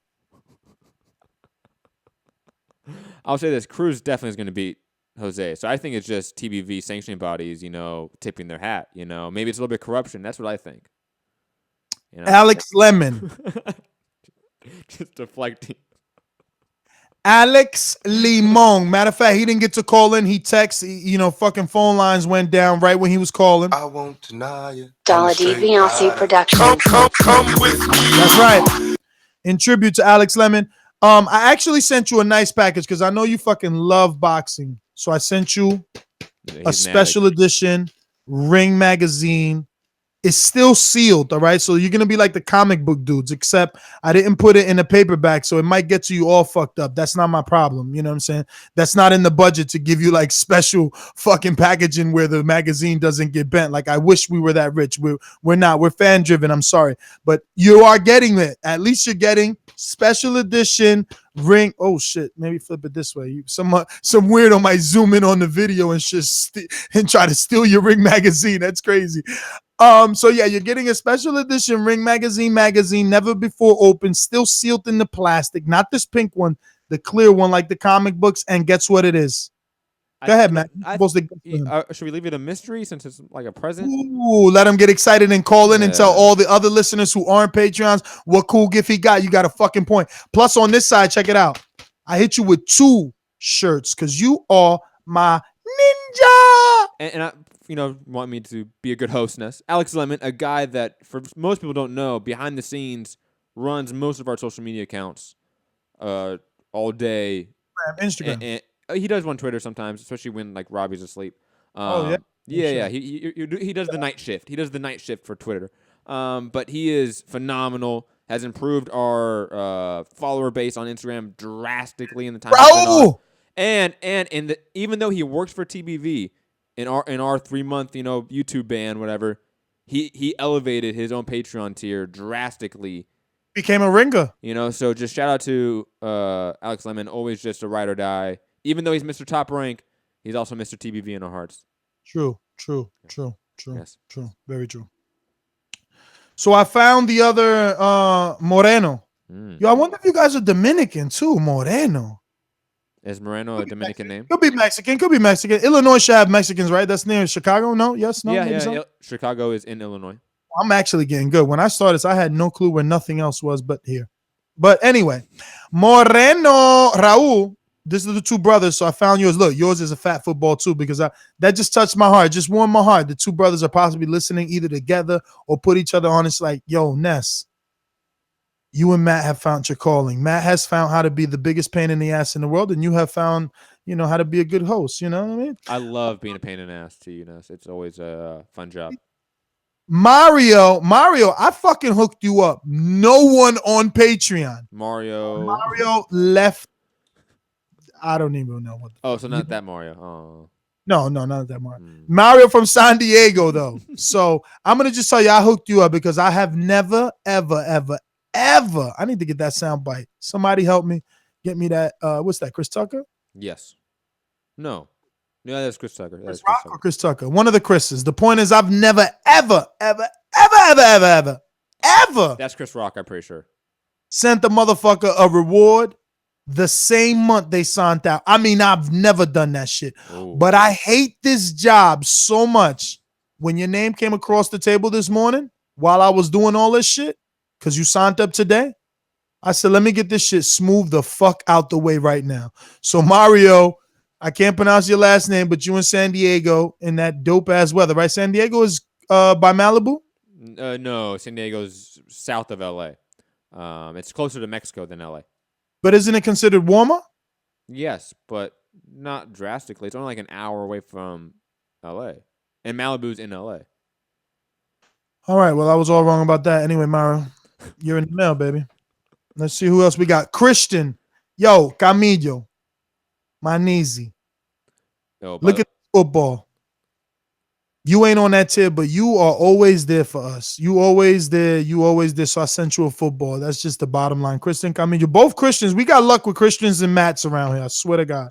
Never has a Matt. Well, there was one shitty Matt. I ain't going to call him shitty, but yeah, he was shitty.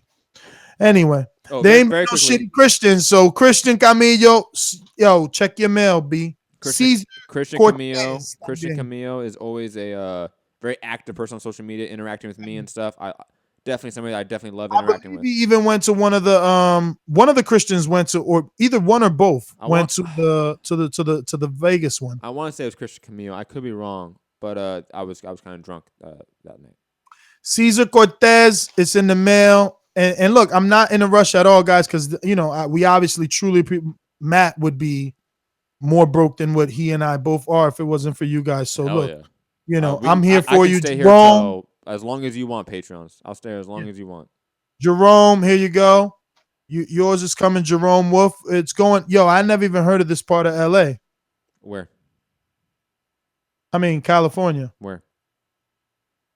Homua. How do you spell it? Homoa? Spell it. Houma. Huma? CA? Area code is zip code is 70363. I don't know. Yeah, crazy. And again, yo, this is not my fault if you put some bullshit ass address because you don't trust the internet. Don't hit me up on Patreon. I'm like, yo, Ness, man. I ain't know. I put my grandmother address, but we ain't lived there in 10 years. Your fault. Your fault. Marvin. Shout out to Marvin, Border Wars attendee. Sent your little son, my man.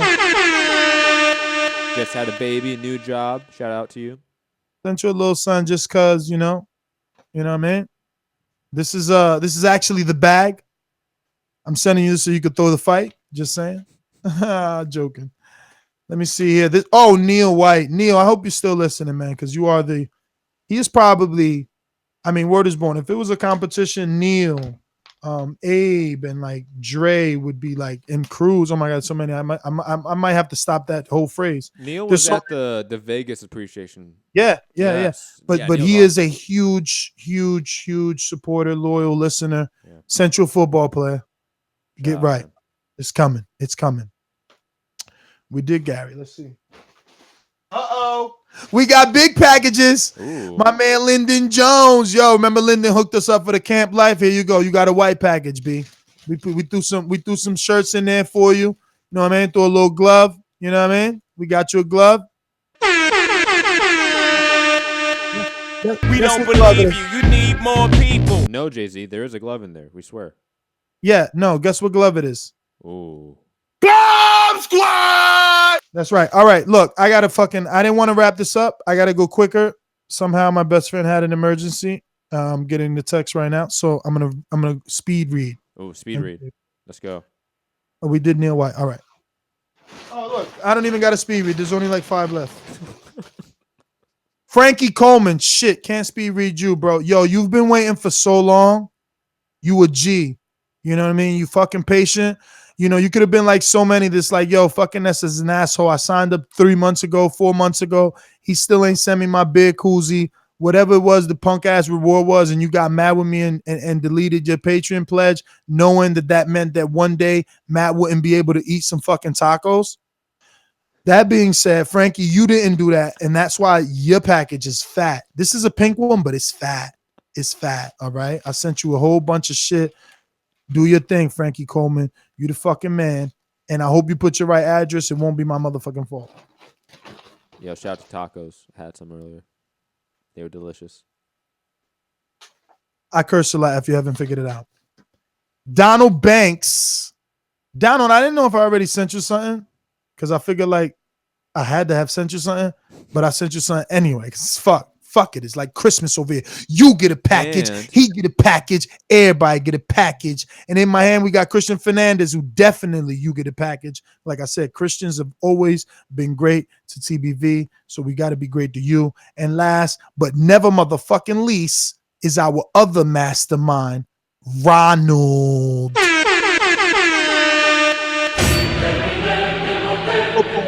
Football status. Yo, make sure you get this because this Patreon only shirt. Anybody who got a football, you got a Patreon only shirt. These one-offs, you can't even get these nowhere. And even to make them is $50 fucking plus. So cherish it. And when you wash it, don't fucking tumble dry it at all. Don't dry it. Either dry clean it or hang dry it. And don't hang it from a hanger because then it's going to have stupid ass hanger indentations on the shoulder and you're going to look like a fucking weirdo. Don't wear my shit looking weird. I spent extra money on the right fit so you could look sexy wearing this fucking shirt. You're going to get puss wearing it. And if you a girl, you're going to get a ring. Is it the one that we all have? The Kings one? Yeah. I know you just throw it on like nothing because you fucking, that's what white boys do. You care less about fashion, but that's not an average Joe shirt. I was going to say, I was about to say, do not throw it in the dryer. Oh, you flaked it up already, huh? No, one of them I did. The other one I did not. One of them I did. Because you balling. You got so many. I'm about to confiscate that shit. Whoa. No, that's just... No. Yo, just the process. First of all, what are you talking about? That's plaster of Paris, bro. Like, people ain't even spending the money to make that. I mean, I know you did it by accident, but let that be a lesson, everyone listening. Do not dry that in a fucking cheap-ass dryer, okay? Fucking dryers for regular clothes, all right? TBV wear, dry cleaners only. Air dry that shit. Be like Enrique. He don't even wash clothes. That's right. He just motherfucking takes it back. Yo, this has been a little episode of Overtime. Yeah. Cut it. Peace. What is up, TBV family? Yes, YouTube has been cutting funding to their channels as of late, and with net neutrality going through its process, the internet is changing. If you want to keep your favorite channel intact, coming up with tons of content, and plus get hours and hours of extra content, head over to patreon.com/Thaboxingvoice to become a member of the TBV family and help support the channel. Peace. No other sight in the game, 'cause see the boxing